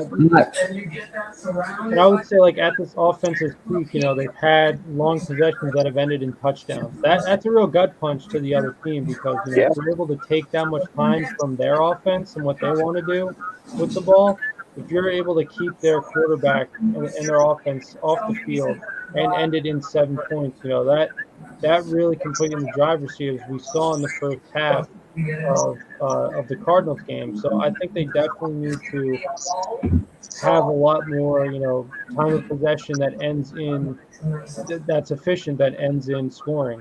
Dude, if you know your defense is going to show up every week in all the quarters, you can do that because if you run it, say you run it down there and you take 10, 15 runs, because Josh and them showed this against Buffalo last year in that game where they ran it 44 times, and threw it 4 times or 3 times. But if you know your defense is going to show up and be able to control the game that way, like, fuck, that's what I've been saying the whole time about the Ravens Steelers type of gameplay, because that's what they were built on, was that type of play, so I just say, like, when you're doing those types of things, like, our team, that's why I say our team is dangerous, bro. Like, they've shown you they can shut people out. They show you that they can control the game once they get it together. I just say, like, the offense is so, even with as much as the inconsistency of getting the play called back or not completing or doing these things, like, they're still making big plays. Like, they're still making big plays. So you're 100% right. When it all clicks together and you can just pound the ball and throw the pass and the dude catches the ball and we know he's going to catch the damn ball every time, like, we're going to be dangerous as can be. And to me, I feel like if we're going to go into this game, that's how I feel. The consistency has to be there. You need to catch those big plays. Waller needs to put 2 hands up. I mean, I don't care if it's Waller or anybody. Just catch the ball, bro. You know what I mean? Like, use 2 hands, dive for it, jump up for it, do something to get the damn ball when it's right there. You'd say great, be great. That's what great players do. Randy Moss, get that shit. Great players get that shit. Jerry Rice, get that shit. Like, great players show up when it's time to show up. So if I'm just going to be real and we're going to be like, what is the week 4? We need our players to be more consistent on both sides of the ball. Plain simple. Done for me. Yeah, exactly. And yeah, I mean, I think they really need to figure out, or they need to look back at the film and figure out what they've done right, not only on offense but on defense, and bottle it and really, use it throughout these games and really try to emphasize it, because that's the best chance at starting to win some of these football games. Eric, was there anything you wanted to add? Yes, for the adjustments, please do not abandon the run. Like, first half, don't give jobs like 20 carries and then magically use them in the passing game. Like I said before, the Broncos rank 5th in rushing yards allowed. They're allowing so far, what is it? 1,800. Yeah, rushing yards allowed with Broncos with, I believe it's 19 touchdowns allowed rushing. Did he So For say this year? 1,800 yards? No. 18? no. They're allowing eight. No, right. They're allowing 1,866 rushing yards. They're allowing that. They're This fifth. year? This year? This No, year? yes, This year? In 3 games, 1,800 yards rushing? yes. No, Look it no. up. What? Look it up. Look it up. Whoa! That'd be What? Look it 600 up. yards. That's what, 6 to 18? That'd be 600 Hold on, freaking I'm yards per trying to find game. the stats right now. Yes. I looked it up on NFL for my article for the Raider Ramble about the Raiders run game recap, and I was like, let me No see the kidding. Broncos. So they No said that kidding? in. So I just want to know if I hear this right. Denver's defense this year in 2022 in 3 games have given up 1,800 yards, 1,800 yards. Yes, let me just look that back up real quick on my computer real That's quick. mind What? blowing. I No, have not seen a halfback get 600 yards in a game yet. Hold on a No second. way in Hold on a hell. second.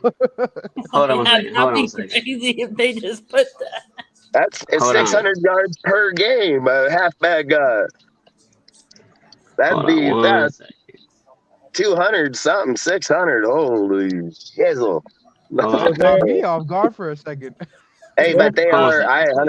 I 100% agree on the point of the yardage. They're giving up massive yards, but I'm shit. I mean, I know they're giving them massive yards. I've already thought about that, but Yeah. are we gonna get the game where Russ shows up finally with his people? Like that shit pissed me off so bad, dude. I'm not even gonna lie, Well, but to me, like, like I said, Hold on a Court and second. Sutton ain't showed up yet, dude. And if you're getting Judy and Sutton in there with Williams um and Gordon, like that tandem's pretty dangerous back there. And even like you seen William, like Gordon out sitting there saying like, "Oh, you only got 1 yard. Oh, you only got. Oh shit, here he goes, fucking 10." You know, So let's like see. that Denver guy, he is I is annoying believe the he had shit a out of better me. offensive system in Seattle, though, to 2022. be So honest. they're allowing 81.3 rushing yards per game. 81. Yeah, You 81. per said game. Per 1,800. Yeah, no, so no, no. I mean, I was saying in total, but yeah, it says according to team rankings, the NFL team opponent rushing yards per game allowed Yeah, 81 yeah, 81.3. right. Yeah, Damn. which is so that that's would only be 240 yards for 3 games. yeah, Yeah, it's so that 244. They've NFL's given up running that one. 240 yards in 3 games. Right. Which is top six in yards allowed, which means they've given up the sixth fewest yards allowed. So they have a good rush defense, but if even if it's by a committee, if this team rushes for 81 yards, that's pretty good. You know, um, even if it's just Josh or if it's Brandon Bolden, contributing or somebody else, like even like an Amir Abdullah. I agree with Eric in the sense of like if they hit that average of where what the Broncos have allowed so far, 81 yards is pretty good. I mean, I think they could be able to churn up at least a decent amount of the clock. And the whole point, I think this was your point, Dustin, was that just enough to open up the pass so that some of these weapons can start to find some holes in the secondary in the defense. So How many yards does Jacobs have on the season? It's a is it 129? Josh Jacobs currently has 192 yards. So it's That's 200. So what is impressive. that? That's 80, 42 attempts for 192, an average of 91, 4.6. 999, 27. Uh, so what is that? What's his average per game? Is it what would 4.6. it be? 65? Is it 4 65 point, yet? 4.6. No, his average. Oh, 59 yards. Yeah, 59. Hmm. Yeah. Yeah, I mean, if you bump it up, if you get it up to around the 80 mark every game, like 80 mark every game, that could be a whole different game. I Yep. mean, yeah, if you're putting up 300 yards, look, dude, no matter how you're looking at it, if you're putting up 300 yards and your defense is playing the fucking game they're supposed to, you're winning damn near a majority of those games. Like 300 yards, getting downfield, getting them in the 50s, the 60s, the 40s, like you're going to be up 28 points. And that's right. just saying if you score the touchdowns. So if the defense, I mean, fuck, dude, it's okay. The defense give up 28 fucking points. That's Paul Gunther fucking Gus Bradley shit. 2.0. That's Yep. what they do. They were giving up 32 fucking points per game. Yeah. Like, so we can't do that, So if we up our yardage 30 and they can control or to 80, we get it up to 300 per game. So what did you say he had in the last game? What was his yardage in the Titans game? 66. He had Yeah. 66. 60, 66. 66, Yeah. and Carr had 303. Yeah. So what is that? 170 pretty much, or 370 right there? Yep. Pretty Yeah. much. Pretty good amount of yards. Yeah, no, I mean moving the football was not the issue against the Titans. It was putting the ball in the end zone. It was they were on Harmon with that interception off And didn't do Tannehill. anything with it.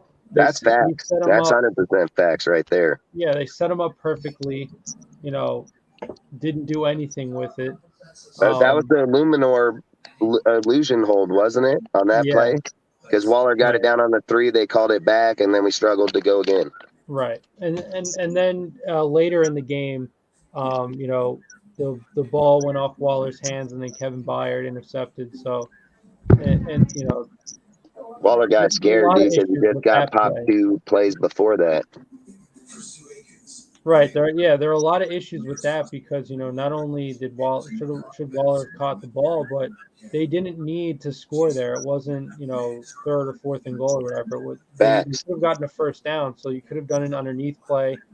Maybe Ran even it. a run would have worked. So that's Ran the ball like you were saying, 5 yards right there, man. Pick up. You're in the right. end zone. And then you can worry about, you know, putting the ball in the end zone. But you know, that's one of the things with, you know, I think the play calling needs to improve.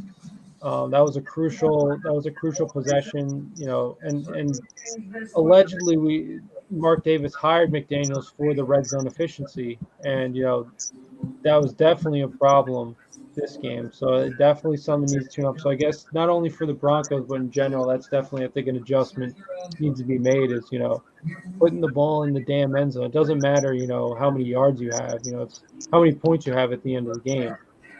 That's you know, that's the most important thing. That's what I say in the exact. Just get the fucking ball in there. I don't care. Look, if your run is averaging 5.7 yards per rush and 3 fucking rush or attempts, you can't get into the end zone from the 7-yard line. Right. Like, that's pretty crazy to me. You know, like, if you're averaging that type of yardage, you should be able to get down in there in the end zone. You should be able to pick up 3 yards, touchdown. You know, like. That's I think, like, well, you'd have to do 3 and 4, but still, if you're averaging 5.7, you should have picked that up. Yeah, and even having, you know, 300 yards passing and only having 22 points to show for it is, you know, Yep. that's disappointing in and of itself. So yeah, the efficiency, the especially in the red zone, needs to be picked up. I mean, how many yards did Allen have? How many yards did he have? Did he have over 300 passing yards? Josh Allen? Yeah, Josh Allen. Like, look up his first 3 games. Is he over 300 yards per game? 300 yards, 3 touchdowns per game. He had 297 against the Rams, which was his worst game. So 297, and how many touchdowns? 9. No, he had 3. No, he had 3, 4, and 2.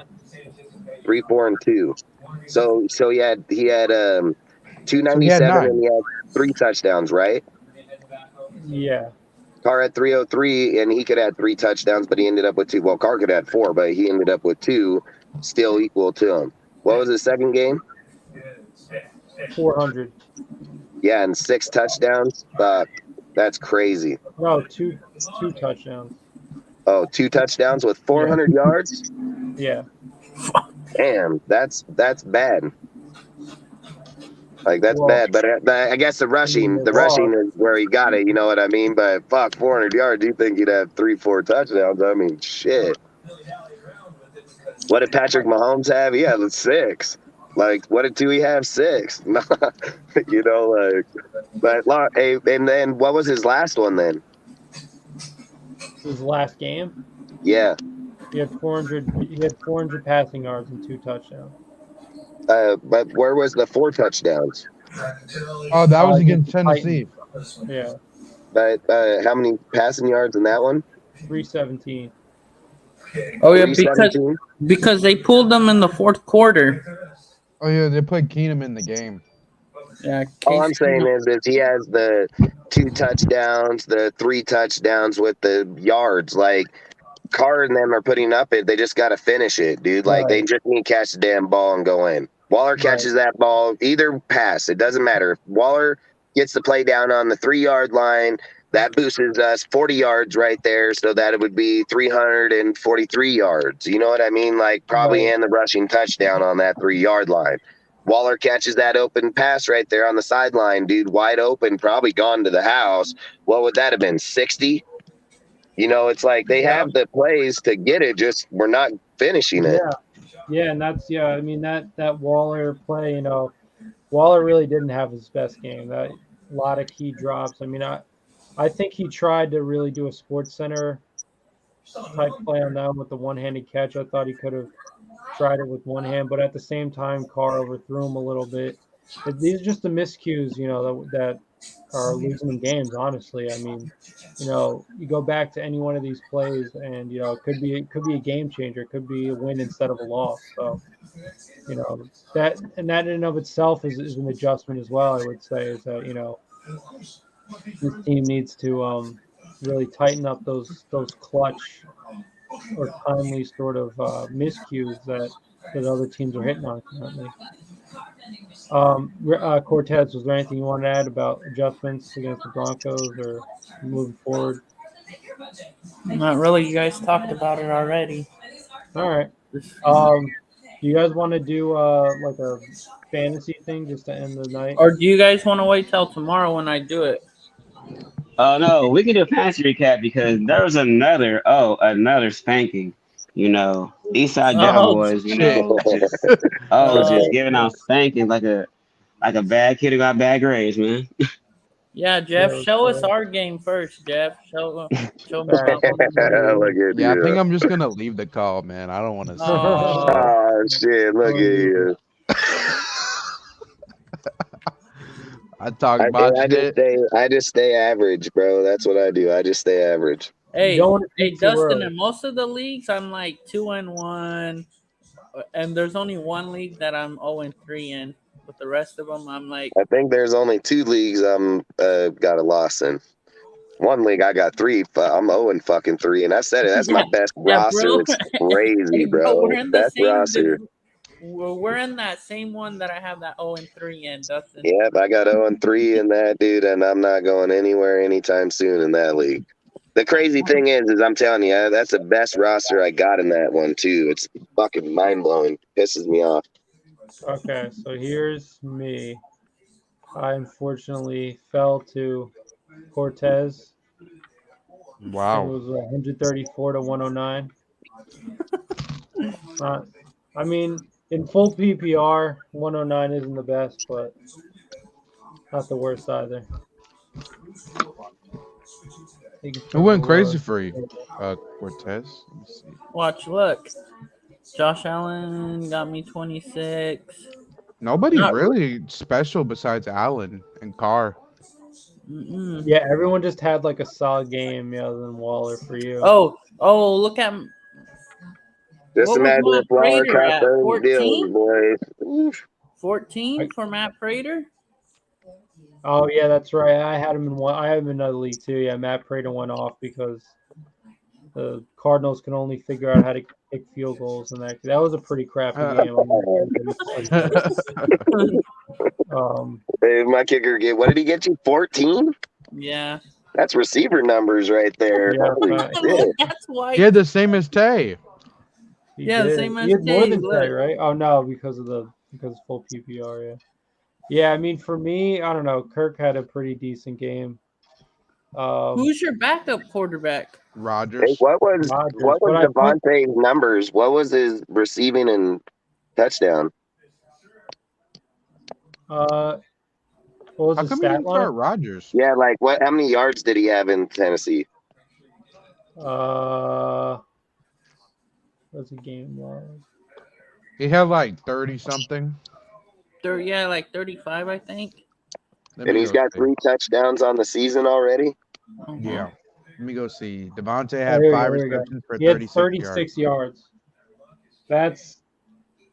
That's inexcusable. I mean, against Arizona, he was 2 for 12. I mean, since the first game, it's been miserable. He's got 3 touchdowns, 3 games, and how many total yards? I think he's at least had 300. I Not bet even he's that. not. Oh no, yeah, because he had He has that 141. 189. Yeah, so like 70% of his yardage is the first game. But yeah, the touchdown consistency is good. I mean, they have at least over the past 2 games they've had actually 3. Honestly, they've had goal line play for him, where he's succeeded every time. So that's a positive. Yeah, because he came down with that touchdown over them dudes in the back of the end zone for that touchdown Yep. against Tennessee. Yeah, I mean, obviously he's going to be a matchup nightmare. It's just Yeah, Yeah, yeah. but Once would we get you? challenged, Here's a question right. I want to ask. If you had the option, if you're down on the goal line, would you put Foster over Waller in the end zone? No. Wait, are you saying like a That's one-on-one? tough. Like, I'm saying like if you had the option to have Waller in there or have Foster in the end zone, like for instance over that play going over the middle, do you think Waller would have ducked down or Foster would have ducked down, or would you think he would have fucking caught that and put his shoulder right into that fool? are you Like talking? Are you I talking? think say But I again. think the ball was more out of position because it was more towards the right. Waller was trying to grab it one-handed. For which one? Are you talking about the 2-point conversion that we didn't No, get? I'm talking about when Waller fucking ducked down in the fucking end zone for the Oh, okay. interception. Oh, that play. Oh, Maybe I mean, 'Cause I feel like, because don't forget, man, I'd what did still give it to Foster Waller. did Foster get 7 touchdowns in his first year as a Raider? I think so. Like Foster was no joke, bro, and he's not. What I'm asking is do you think he would hit a guy versus? And I'm not saying like I understand why Waller did it. He just got licked 2 plays before that by 2 dudes the same way. So I'm not gonna. But you even heard that his own mouth in the presser. He said I should have went up for that shit. Like he said it straight out his own mouth. So I'm just saying, like, would a Foster grab that shit? Like, I feel like he would have, man. Like, the guy, he feels like he's a dog. Like, he'll hit your ass, dude. Like, I just think, like, we probably should utilize Foster more in the end zone, if I'm thinking. Off subject, though. Off subject. That's my bad. no, it's all good. I mean, I do think that Foster is a really like sort of secret weapon. I think he's a guy that a lot of defenses are going to be sleeping on. He doesn't get the same respect that a guy like Waller would. So I definitely think they could use him a lot in the offense. I just like if we're talking about gun to my head, who am I choosing, Waller or Foster? Like in a one-on-one situation in the end zone. I mean, I'd still have to go with Waller. I mean, if Waller continues like these drops, and then we can have that conversation. I would say, but Was it the Cardinal game Foster showed up in that game? When they were throwing to him across the field and everything? I think it was the Cardinal game. But I think if we just utilize Foster more and get him the ball more, shit, like I just like how he is. Like he has that, and I'm like I said, I don't falter Waller. I just asking like if you had the option, as in who would take the hit, who would you take, Waller or Foster? I would still on that particular play. I would still say Waller for now. because Waller was wide open. He just wasn't positioned right. He was going for a one-handed. Yeah, there's no room for style points in that situation. And the next step for me, I want to make it into what's called activated charcoal. I have here. Wait, so whose game is this? Is this your game, Josh or Jeff? Yeah, look, Nightmare came through. Yeah, so this Nightmare beat me Oh, I pretty didn't see badly. the name. Yeah. So yeah, I mean, so for me, I played Kamara over Rodgers just because I figured Rodgers was going to have a lot of problem with the Bucs defense. I mean, he didn't really have that great of a game. Big takeaway for me is I think I'm going to have to bench Allen Robinson, especially I mean, Lockett's starting to heat up. It seems like Tyler Boyd even too. Clyde. What? Tyler Boyd. Well, Boyd, I mean, like if you look at his stat line, he basically had like a 60-yard touchdown, so that's like 80% of his value. But I drafted him because I'm a fan of his, and like I don't know, I think like he had 4 receptions for 105 yards, so that's I don't know. I mean, it's hard. I mean, he had 5 targets. It's a hit or miss with the Bengals offense, honestly. Dude, it's a hit and miss with players like that, dude. Like Robinson, he's on a team with Cooper Kupp, bro. Like You're looking at Yeah. Robinson like he's going to get like 5 or 6, let's just say 5 or 7 catches that he's going to catch. That means he got to go fucking 15, 20 yards per catch. You know what I mean? Like, so that's going to be tough shit. What you would want is Allen Robinson getting utilized down on the goal line, so those 5 catches turn into touchdowns. That's what Right. you would want. So Yeah, he had a 56-yard touchdown, which is what 5.6, 6.6. That's 12 of his 20 points, I think. yeah. My And math. what one was that? The 15? Did he get 15 in there? Or was that Boyd? That's Boyd, huh? Yeah. Yeah, so yeah, I mean, like what does it say? He's caught 10 of 14 targets for under 55 yards. So, I mean, it's a small sample size. But yeah, I mean, I still think he's a little too boomer bust. But I mean, you compare him to like Lockett. Is Lockett on the bench? Yeah, I'd Lockett on the bench. Crazy. Yeah, see, like with Lockett, especially over the last 2 games, like he's been a lot more consistent, more receptions, way more targets. Yeah, because it's So Metcalf or Lockett over there, and you got right. Who do fucking I have zero. that had 14 points on? Oh, that's Winston. Oh, you Yeah, it yeah, was. you had Jameis. Who's in your flex? Who's your flex player? I think he has Derek Carr. I know he's Shepard. No, Shepard. I gotta get rid of him. Yeah, No, he's out for the year. who Shepard's got done, Lockett? bro. Who has Lockett? I have Lockett. Jeff. And who's your flex player? The running back for the Donkeys. Yeah, Javante. And then what are your 3 receivers? T. Higgins, Mike Williams, and that's what I'm saying. Al Robinson, Yeah, Robinson for Lockett all day, dude. All day. Yeah, it's Robinson, what has he got? 15 points? Like, how many points Robinson got? he had a good game last week, Like but 15-1, I think, is his best game because I benched that fool. yeah, the targets are just not there. It's so weird. Like Because it's Cup, bro. It's Cup. If Cup's working and getting the ball, that's my point about good receivers get fed the ball the whole time. Like Devontae should get fed the ball the whole fucking time. Just come out there and open up and don't stop, man. Like Robinson, that would be the Holland. If you get 5 passes your way, make the best of them. Like fuck. That's how I look at it. Like straight up. he has 2 end zone targets.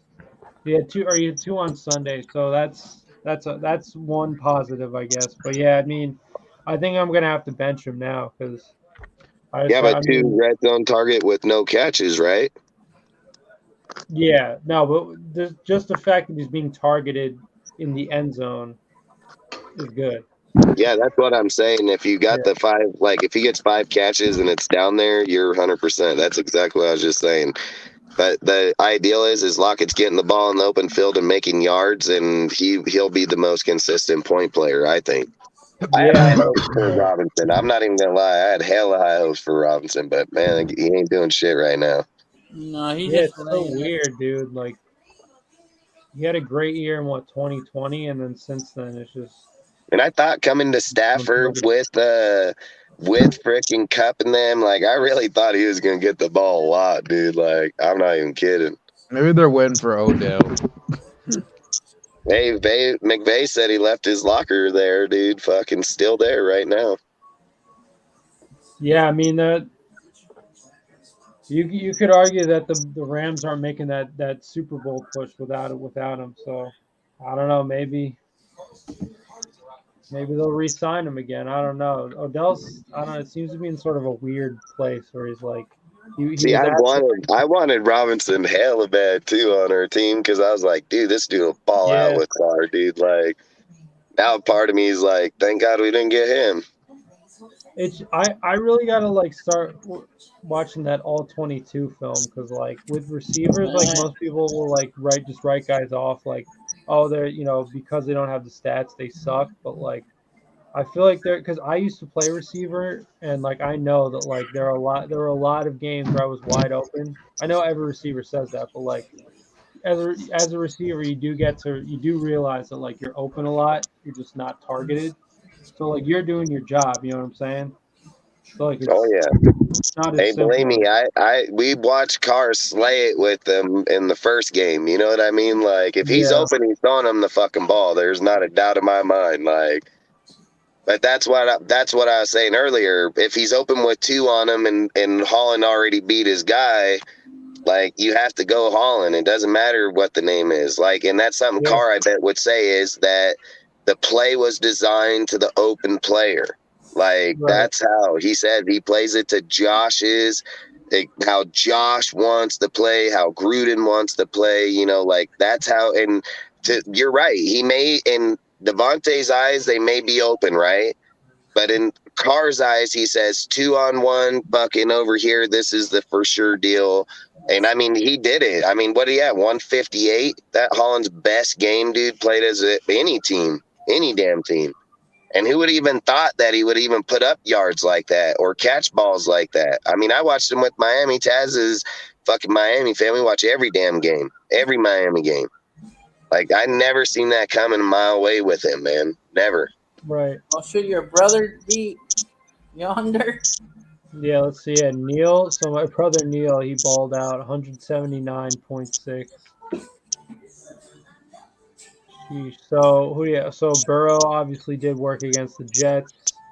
Saquon, who's it is it I is know, I it wish is I could nice see to these see fucking points. Saquon doing better. That's probably one of the bright spots. Robinson too. Yeah. James Oh well, Robinson. dude, James Robinson, man.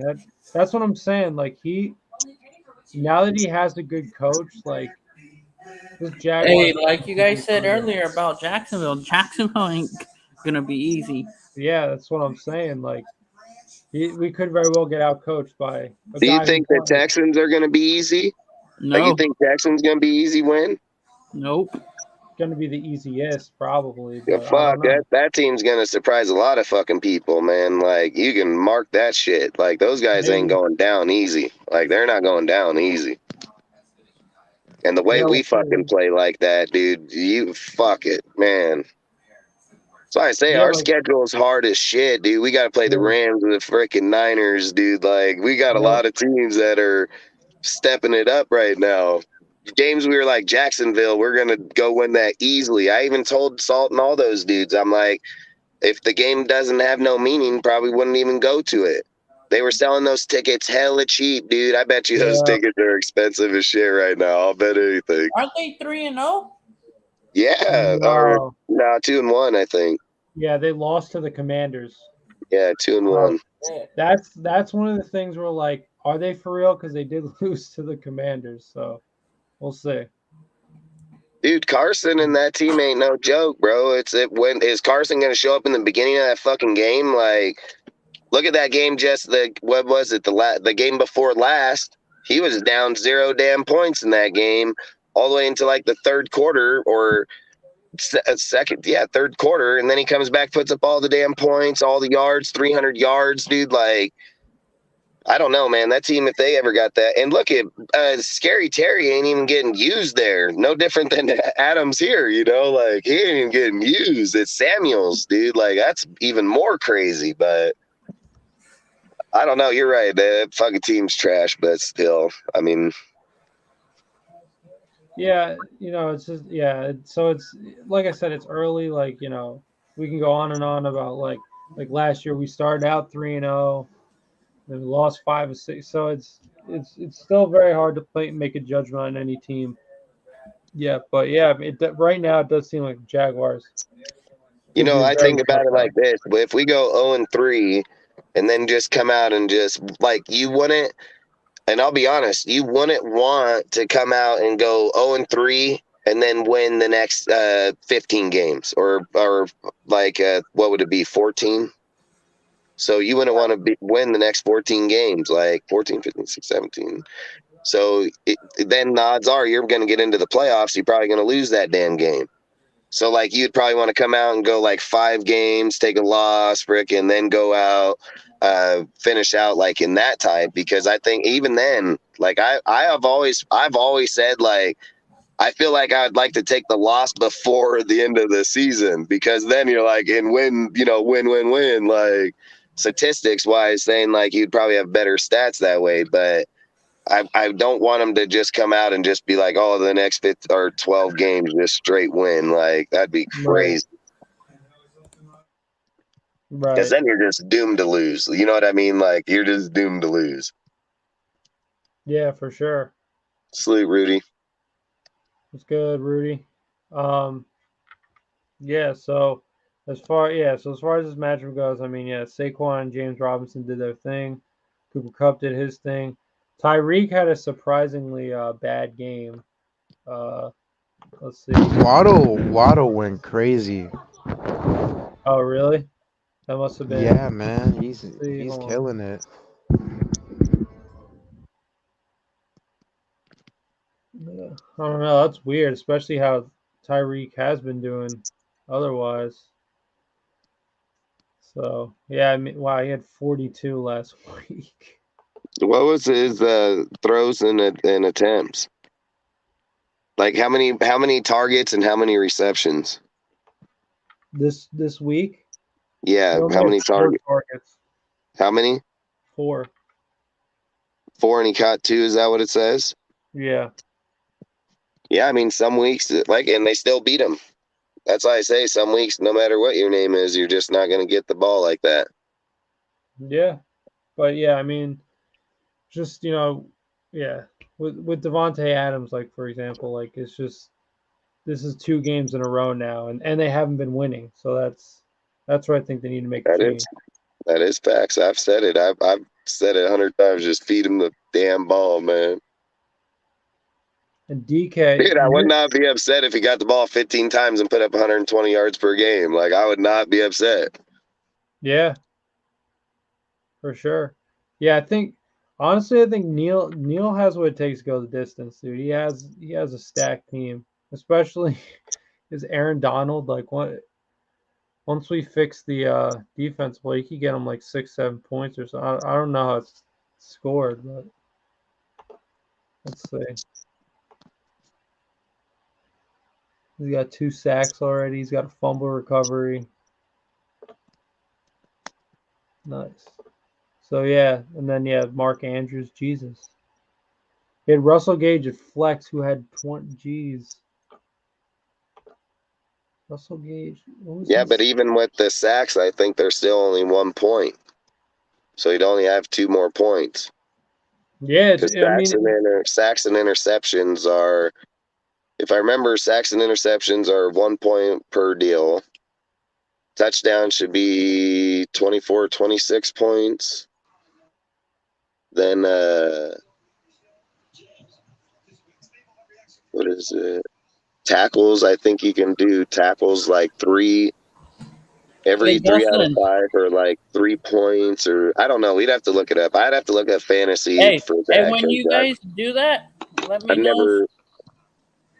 Let me know what numbers you come up with, and then I'll switch mine too. Oh shit! Yours are on steroids, bro. You got defensive players getting 60 points. Like, come on. hey, but I'm about to go. I'm tired. I'm about to dip out. About to be out. Oh, you just wanted to see her win and leave? No, bro, I'm tired. Dang. I want to see. Did I win this week in this one? Oh, yeah. Let's not talk about that. Bro, what happened, Ray? What happened, Ray, over there? Maybe I could have swore to God he told me that I was gonna be humbled as hell over here today. And look at his shit! Thinking about retiring and football. I was like, man. I don't know if dude, we're talking about you've that been shit. killing it with Jalen, dude. I was not sure about him this year, but he's an MVP candidate, honestly. Fuck, I took that full in all my leagues, dude. I mean, I know Jalen Waddle. Hey, if we weren't like everybody's so high on Renfro, I've said it. I'd take Jalen Waddle all fucking day long, bro. Well, yeah, I mean, obviously. all No, day. I was talking about Hurts though. Jalen Hurts, bro. For Jalen Hurts got you 24 points. Oh yeah, but everybody knew he was gonna fucking run the ball. I mean, shit. Look at the way he played last year. I popped on that fool instantly. Every league I was able to double him up in, I grabbed him. As in, like, you know, Yeah. Herbert and him. Herbert and him is what I meant. He had 90 rushing yards against the Lions. 90? Yeah, but Lamar is the same. I mean, Lamar's doing the same thing. Yeah, I mean, Shit's as far as fantasy ridiculous, goes, man. if you're not going to get hurt, then yeah, the dual threat All right, quarterback is guys, going to I'm get you a about to lot. dip. Thank you for All right, What is see you, Waddle giving Cortez. this game? Out, Do I got Cortez. Waddle? I got Salute, Waddle. What Cortez. was his points? All right, yeah, guys. If you guys want to pull up tomorrow, I have my next one Word. right now. Was Waddle 16 points? Waddle had 15. 15? Oh, he's questionable. Thank you. I don't ever questionable don't mean shit to me. I mean, I'm playing him regardless. Still, it has an O next to his name. That fool's staying right there.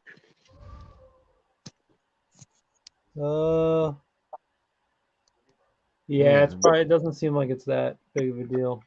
Look at their fucking points here. Him and Tyreek these guys are insane, bro. What players do I Bro. have on this team? What league? Oh, this is the mod league, huh? What's my roster? What's my receivers? Pittman and Waddle. Yeah, Pittman showed Yeah, out. what did Pittman put up 15 after coming back off an injury? Like, let's go. What's Yeah, Christian dude. Kirksey? Christian Kirksey, great pickup. I mean, Another I say week of not. Kirksey every time. I don't know why I say that. It irritates the hell out of me. There's a Christian Kirksey as well. Yeah, I know, dude. It just irritates the hell out of me. I know it's Christian Yeah. Kirk, but I don't know why I always do that. Let's see. My team has just been What's Samuels? disappointing, Go look at yo. Samuels. I want to see Curtis Samuels. I seen him down there. I think he's my flex player. 13. Yeah, dude, dude, Riverboat loves him some Curtis Samuel. What's his overall though? Like, yeah, I want to see you go down. What's here? So you know what's hell funny about this player? I straight picked them up out of the free agency in the second week. Like I straight got this full and all across the board because I tell people all the time that, like, when you're playing fantasy, you're looking for the consistent player, like Lockett for you. Right. You know, you need that guy Right. that's consistently putting up a 10 or 15 point. Like, when people can't get high name tight ends, that's why I said Conklin would be a steal, players like those people, because they're putting up consistent 10-point games. 10 points versus fucking 2 or 0 ain't worth it to me. You know, like that's Right. why that Samuels pickup, because I was like, dude, if he average out 10 in a flex position and your three mains are fucking dominating, man, you got a really good team right there, you know? And that's how I've always done it. I've always thought two good quarterbacks, because those are going to be your higher points every game if it's, you know, good quarterbacks.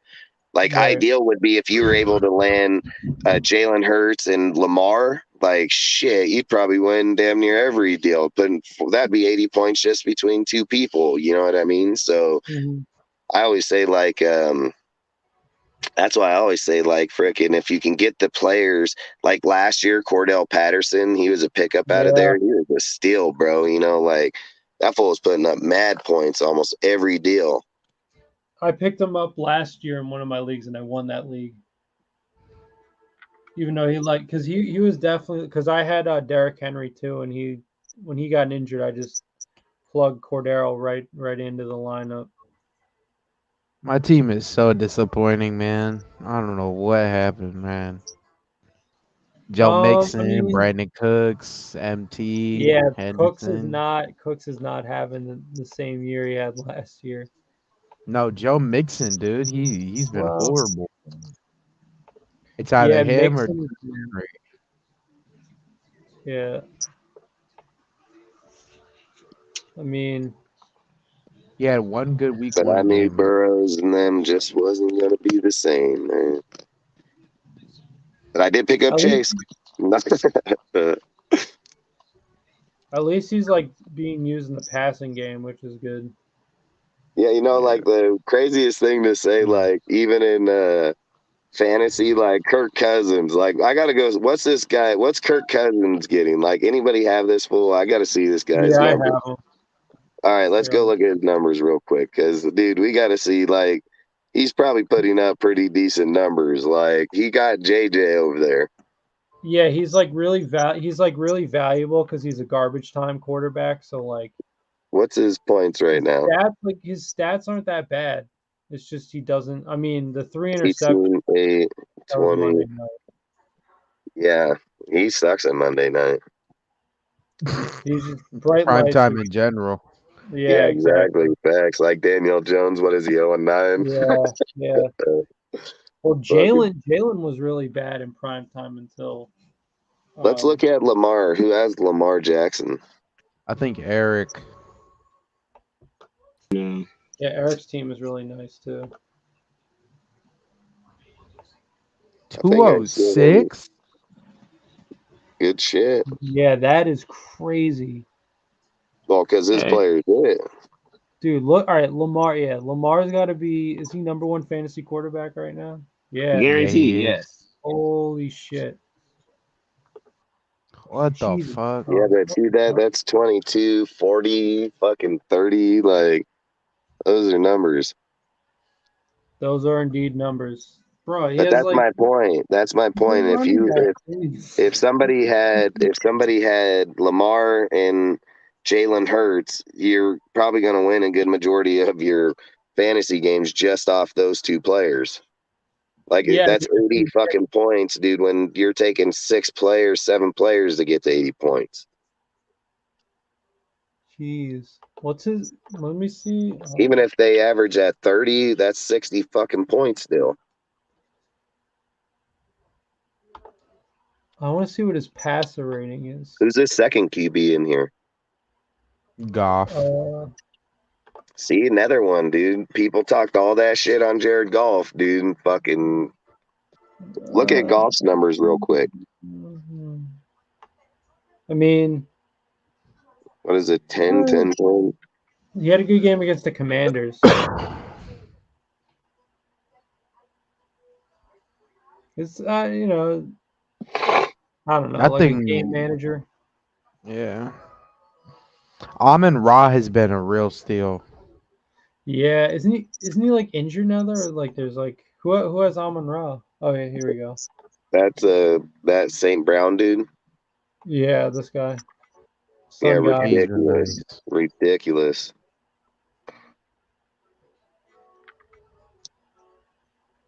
Because I just picked up Chark off waivers in another league.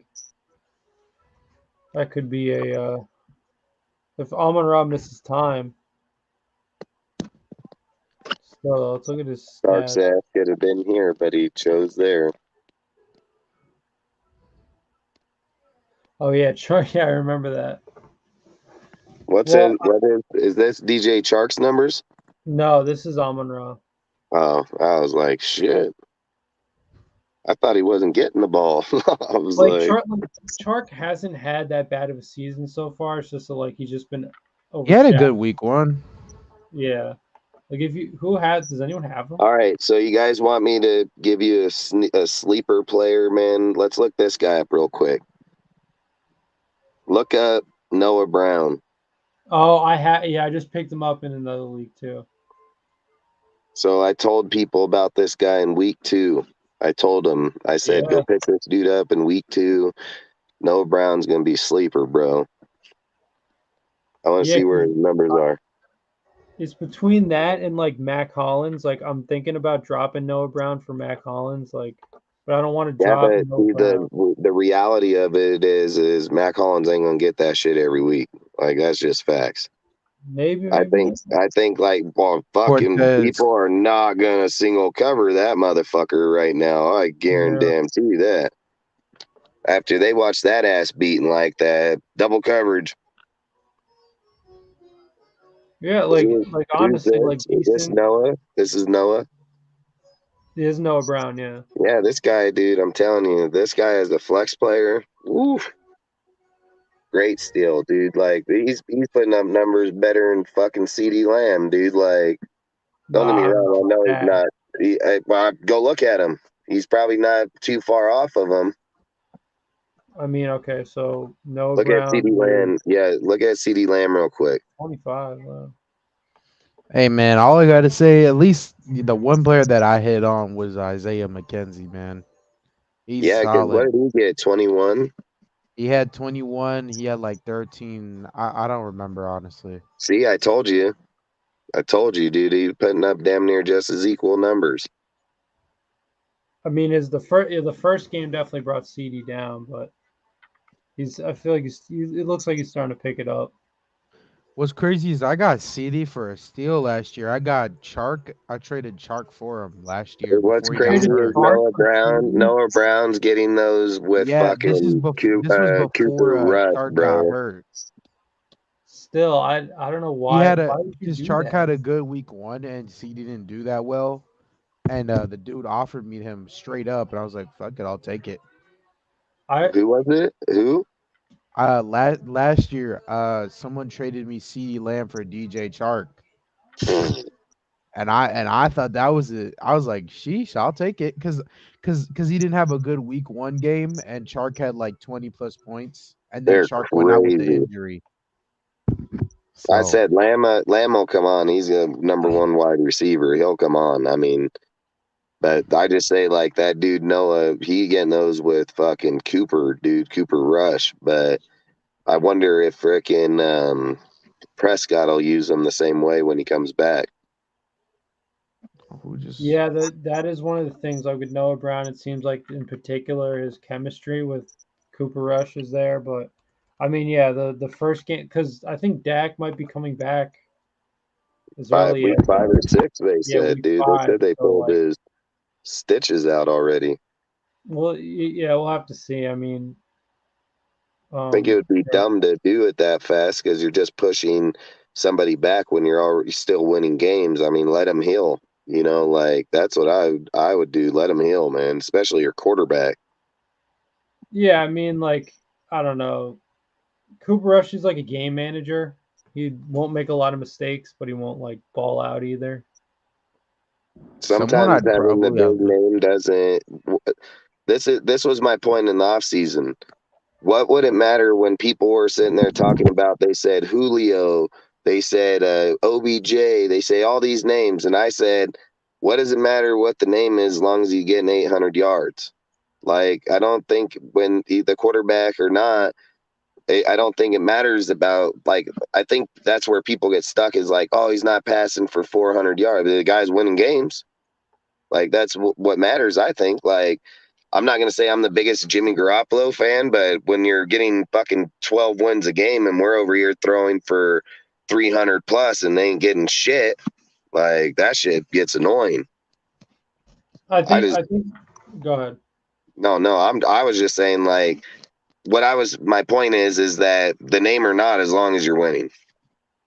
Yeah, I mean, yeah, at the end of the day, yeah, but it's just like the thing is like I think the idea though is that you know, it's all about putting yourself in the best position to win. So, if a guy is like he's not making mistakes, but he's not exactly like helping your team either, like he's not lighting up the field or um he's Scroll not back up creating on a lot that of for a second.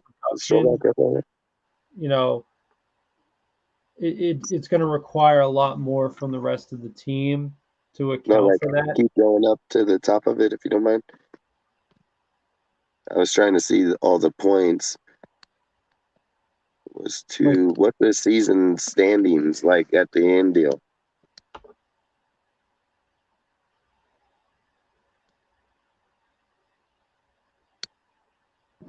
I think that's the projection thing in the league thing.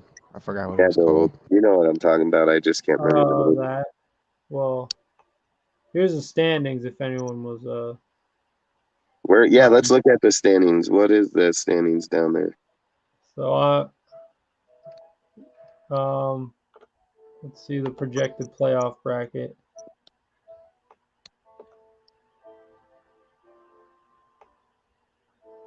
So wow, Neil's a 1 seed against Cortez, and then it would be Eric and Dustin, Ooh, and then the rest of us.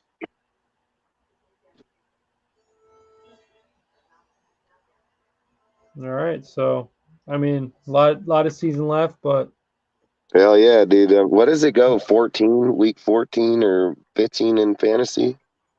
It goes to weeks. Depends on what the championship is. Oh, it says right there, Yeah. week 18 Yeah, it says 17 and 18 is the. Yeah, Oh, so championship. but we did 2 weeks. is that Okay. Super Bowl though, So right? That's Super Bowl and shit, is it not? yeah, yeah. The first round is When's on the end week of the 15. season? Week 14 for us? Is it week 14 for us or 15? Week 15, 15. So week 15 is the last one. That's where we want it because you have a week 14 bye. You'd screw hell of people if it ended on 14. Yeah, it's If it's week 15 that ends the season, then you're fine. But if you end the season on week 14, a lot of players have a week 14 bye, and you want to get no fucking points, so you get screwed. what the buys start on week 6 and then they I think week 6 to week is it, 14. isn't it week 14? Yeah, that makes sense. I The guess Raiders is on week 6, right? It's right Yeah, after and then the I think Chiefs. we play Texans in week 7. Ah, That's why I say these next 2 games are crucial, man. Like they're pretty yeah. crucial. Yeah, week 14, right, is the last bye week. Yeah, that's why when you set up fantasy leagues, you gotta be careful on that because if you put deals out and your players, you're a lot of times people in their leagues have like say 3, 4 week 14 players, and you're that far into the league, people don't have the players to substitute them or play them that way, and the season ends on that day, so it's Right. not a good thing. But thank goodness ours 15. Right, because because like a playoff Can game. we go see who we beat? Does it show who we beat the first 3 games? Yeah, the Yeah, look at mine real quick. I want to know who I beat.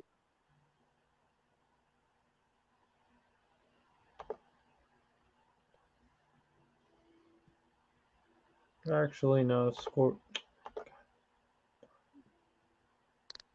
No. Because I got Ray.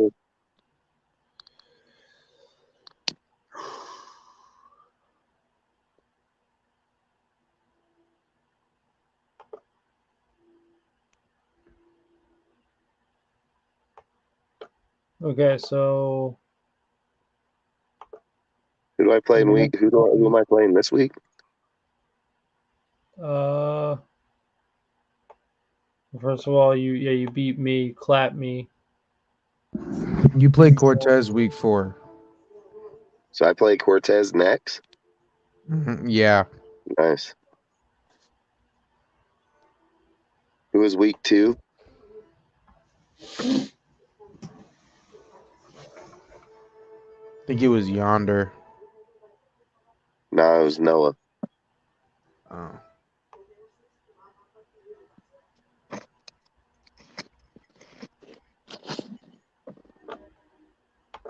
And then this week you Where is Cortez ranked at right now? I think he's the 4th. Let's see if I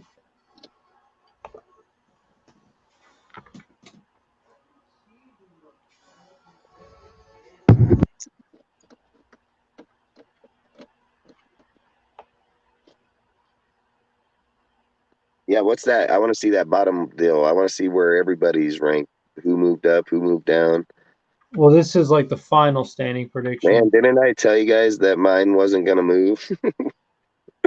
I said it was fucking I stay moved at 2, down to though. 8, man. It was gonna stay at 2 the whole fucking Dude, time. I'm projected to be last. That's crazy.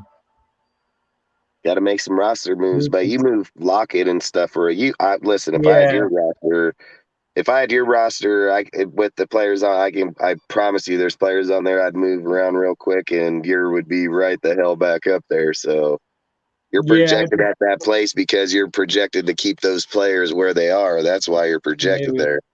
Yeah, I mean, if I don't make any changes, then yeah.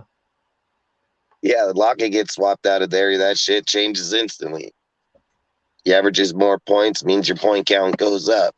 Yup. His average is 10 points per game, period. And then being with Gino and him getting going, he's going to be a target. Yup. So the full standings are, I think Cortez is in fourth, and I think you're in second, Dustin. Maybe you're third. As long as I stay at 2 all year, I'm good with Yeah, it. here we go. Yeah, you're at 2. Yeah, Damn, if I just stay at 2 all year, I'm going to win it. jeez. Yeah, I got my work cut out for me, but damn, yo.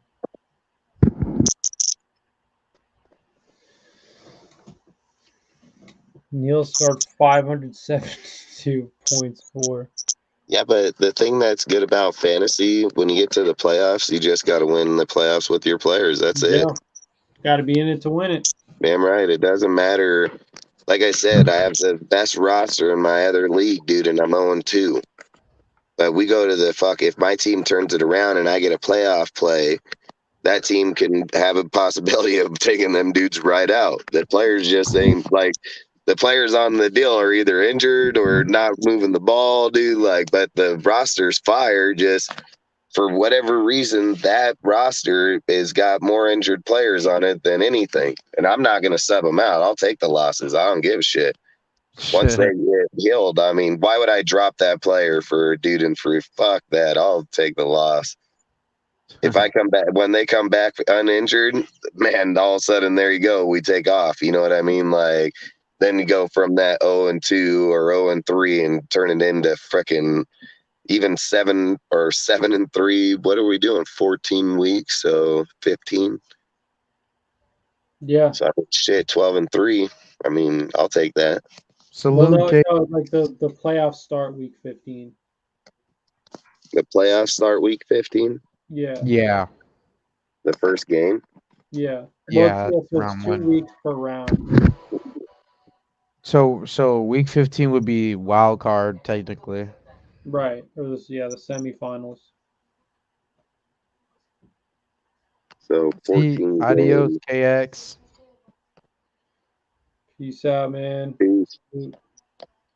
Yeah, I think freaking 14. I mean, shit. How many players can get in the playoffs? 4.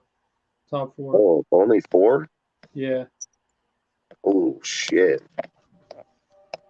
I mean, I think you could change it if you go on the setting. Maybe not because the season already started, but maybe you could.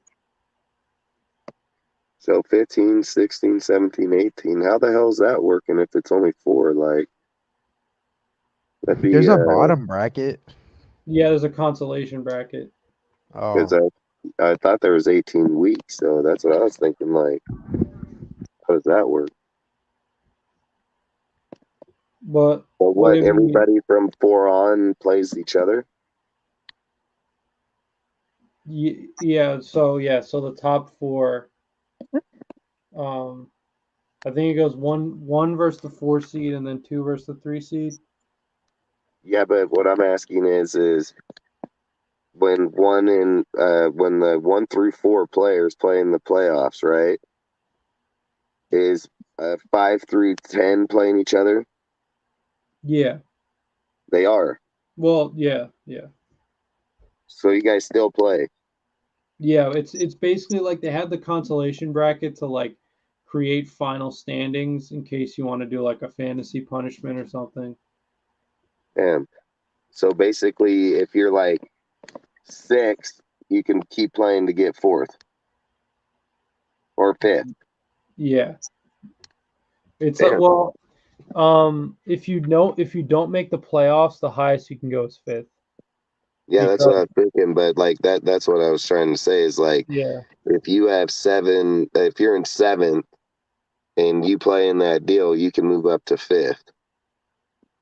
Yeah. So even if you're in last place in the starting the playoffs, you could work your way up to fifth if you win both of your consolation rounds. Dang. But the one thing though I will say is that week 18, that's usually like um, it's the worst week for fantasy because that's like a lot of teams like they rest their starters for the playoffs and all that. So like that's the last week of the championship. So if you can change that, you might want to change that because if it's going to be Say that part again. Say it again. What'd you say? so the second week because the both rounds of the playoffs are 2 weeks. So the second week of the champion of what would be the championship round is going to be week 18, and a lot of players get rested for the playoffs on week 18 because they've already clinched. So we might want to change that, is what I'm saying, to 1 week. Mm. So only use week 17. It was the same thing like when it was a 16 game schedule. Yeah, but that's what I'm trying to understand is if the playoffs start in week 15, there's only 4 damn teams. How in the hell is it going to week 18? Well, because it's the Because first 15 round. would be the first Here, round, which would knock you to 2 people. here I'll show So you the playoff. week 16 would be the Super Bowl, I would think. So I'm trying to figure out how's it going 18? Because you It's see how it says week 15 and 16. yeah. Yeah, so it's 2 weeks, and then the Fuck, what, we championship is play each other for 2 weeks? yeah. That's what I'm saying. So if you can change that, I would change that because How in the week fuck do we 18, play each other for 2 weeks in a row? Like, yeah, how in the hell did they even determine that? Like, what is it, most points in 2 weeks? yeah, Fuck, that's yeah. Like I would say, like in the very least, like so. The thing is, like, um, yeah, but a I couple already things. have a feeling they're not going to let us change that shit because it's like you said, once season starts, certain things are locked. Like, Maybe, I could yeah. see it changing points. I don't think that, but I'll look. But I'm sure as hell, I bet anything that'll be locked. Yeah, because But how in the hell would you just? Why would you do that? I mean, I would just do it normally. But that's why I was saying when you said the 4 teams, I'm like, shit, dude, we're gonna be done in week 16. yeah. Well, yeah, that's because it's 2 weeks. I mean, it, yeah, that's why like when you start a fantasy league, you gotta like look over the settings. A lot of times like leagues will have like they'll put things to vote before the season starts. Um, but yeah, I mean, like if you can change it, I would say probably if you were to make the first playoff round just 1 week, and then make the second round, the championship round, week 16 and 17, that would be better. Or another option is if you could, once again, if you could add the 5 and 6 seeds to the playoffs, then we could have 3 rounds, and then you could just do a 1 week for each round. Yeah, that's how I would do it because I 2 week shit is dumb. Because you're the commissioner, you're the league manager. So if you log into the settings, maybe you could play around. I mean, let's look it I'll up. check, but I'm almost sure that when it comes to changing schedule, adding players, things of those, the minute we go to the draft, it locks them instantly. That's why I always tell people you're better off starting leagues with less players because you can add to the players, but when you're taking shit away, it doesn't let you do it. Okay, But let's I'll see. look at it. I'm not gonna say I won't because I'd rather have the 5 seed, 6 seed in 3 straight weeks. Like I don't want to play no 2 weeks. That's dumb. I'll probably win, but I'm just saying 2 weeks. Why do I want to play the same player 2 weeks? then go Super Bowl play 2-week fucking Super Bowl. Like, Okay, so league name never locks. Scoring categories and point settings, that never locks.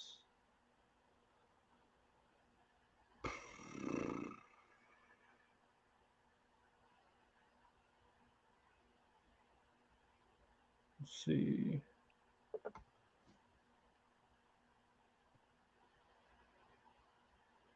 Okay, it says teams, weeks, and playoffs. You can Philadelphia, change that. 5 high school football players were shot, one fatally in a drive-by shooting. That's stupid as hell, man. So yeah, it looks like you can change the teams and the weeks in the playoffs before the playoffs. So We I think can you change still it? can do that. What?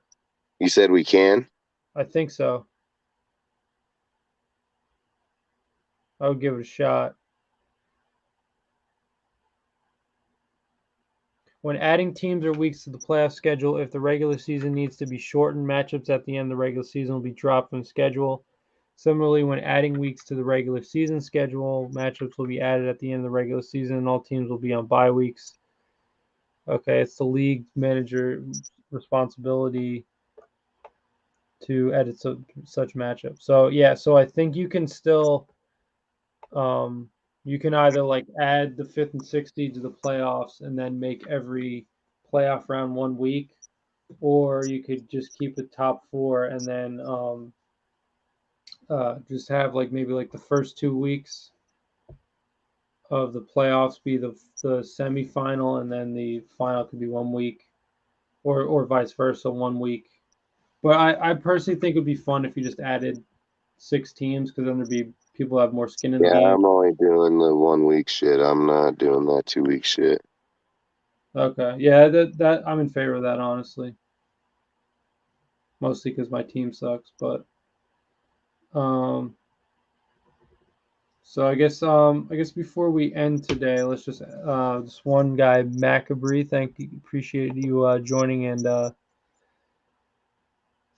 throwing out this question. Was the last NFL team to start their season 0-3 and make the playoffs? I think it was the 2018 Texans, as we mentioned before, because they had started 0-3, and I think they had also. So they had started 0-3 at the hands of 3 teams that were like a combined undefeated, like 7-0 at that point in the season. So let's look it up.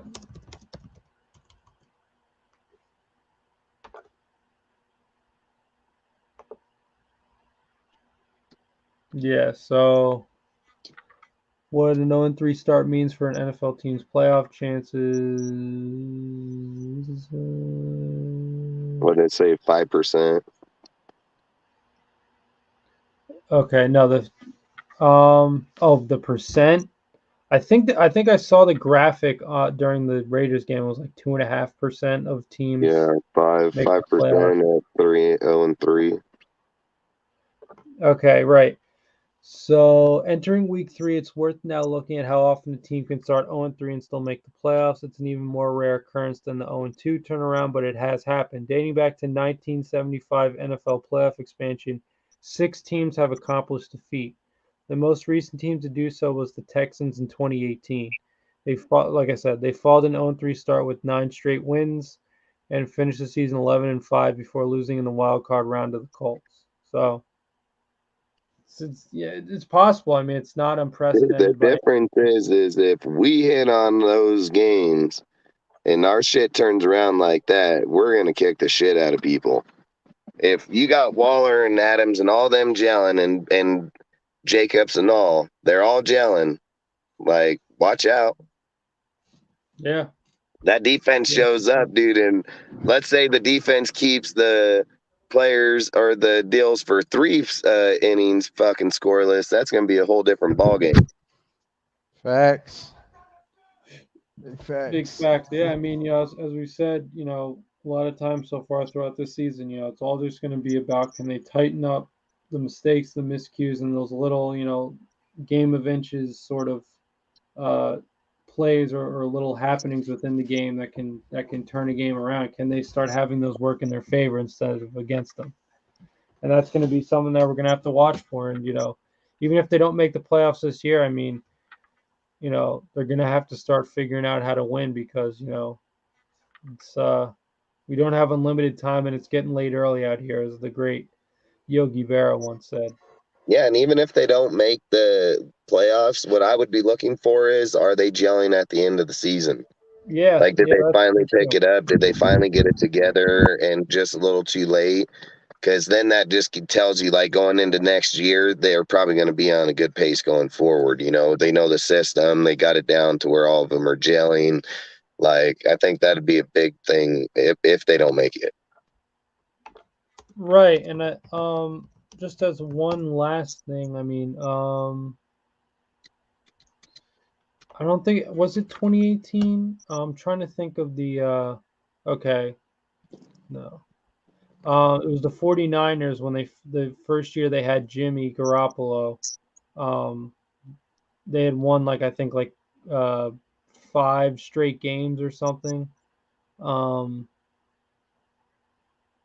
and I think that might have been the year before they went to the Super Bowl. So the reason I bring that up is like it's possible that like as Dustin said, like they sort of peak too late. Like they peak at the end of the season. Maybe they're looking really good and they could beat even a lot of playoff teams. It's just that maybe they don't.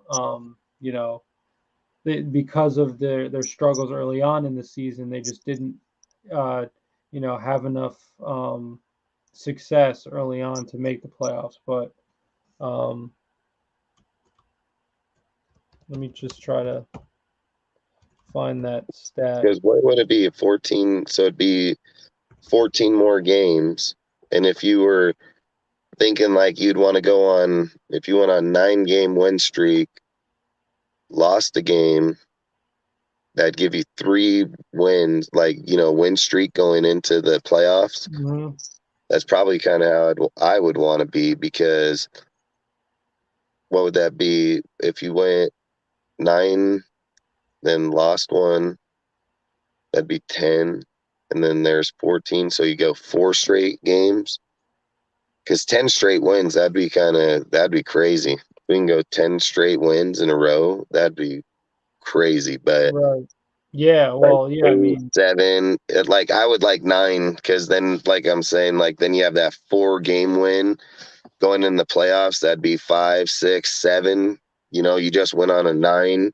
So like to say like 10, 11 straight wins. Like my point is like I want to lose before I go to the playoffs. Like I swear, dude, I just want to lose before start getting on that win streak and then carry that shit into the damn playoffs, But we Yeah. go It's out all. I there. mean, Oh, sorry. no. No. It's all good. I was gonna say it all just depends on who gets hot at the right time. What were you gonna say? I was just gonna say, like, it'd be crazy. Like, what if we went out there and won like 12 games, 13? Like, that'd just suck, because you're like, you're gonna lose. Like, that's the only reason why I hate like long streaks, is because your shit's coming to an end sooner or later, like straight up. So Right, which might have been what sort of spelled their doom in that playoff game last year, and they were on a 4-game winning streak, and then looked like they could have won 5, but but hey, nevertheless. like when was it in was it the Patriots, dude, 18-1? Would you go? What if you go the whole time and you know what I mean? Like that's Mhm. what I'm just saying. Like there's so many different possibilities of getting there, how you can get there, the right way of getting there. Like you would say, I'm looking at it like 9 straight wins, then a loss. But the Mhm. reality of it would be is like if you went 5 games, a loss, or 4 games, a loss, then 3 loss, and then again, like that'd probably be breaking it up in 3s instead of like 2s. The reality of 9 straight wins for the Raiders, that'd be crazy. So Right. Yeah, I'd take no, I it. mean, Yeah, that's the thing. That's what the Texans did, which is no small feat, which is you win 9 in a row. So I'm not saying the Raiders have The to do that, but 2018 Texans won 9 games in a row to yeah, go to the playoff. That's in the yeah. badass. That's good. And I think like the Colts with Peyton Manning, I think they started 1 year 3-4, and then they won like 9 in a row or something like that. But then Yeah, I because think they lost. winning 9 and 10 in a row, man, like that's crazy, dude. Like, That's no small feat, hell especially with the no. Like, schedule. that's why when you look at them Patriots that year, to win 18 in a row, dude, like that was crazy. Like, that's what I think. Like, and then just lose the last one, but whatever. That's theirs. But that's what I just think when you're doing stuff like that. When you're doing stuff like that, I just think frickin' it's insane. It is. We can Um, just get 5-6 and lose, like, you know what I mean? Like 5-6, 5-6. Like, I just want to. My point, like I said earlier, was just I would want to lose before we get there, so you can just start getting on that momentum. You know, like, and hell, you never know. You lose when you get there, maybe you go the fucking whole 14, 15, 16, 17 games. So I mean, yeah. you never know.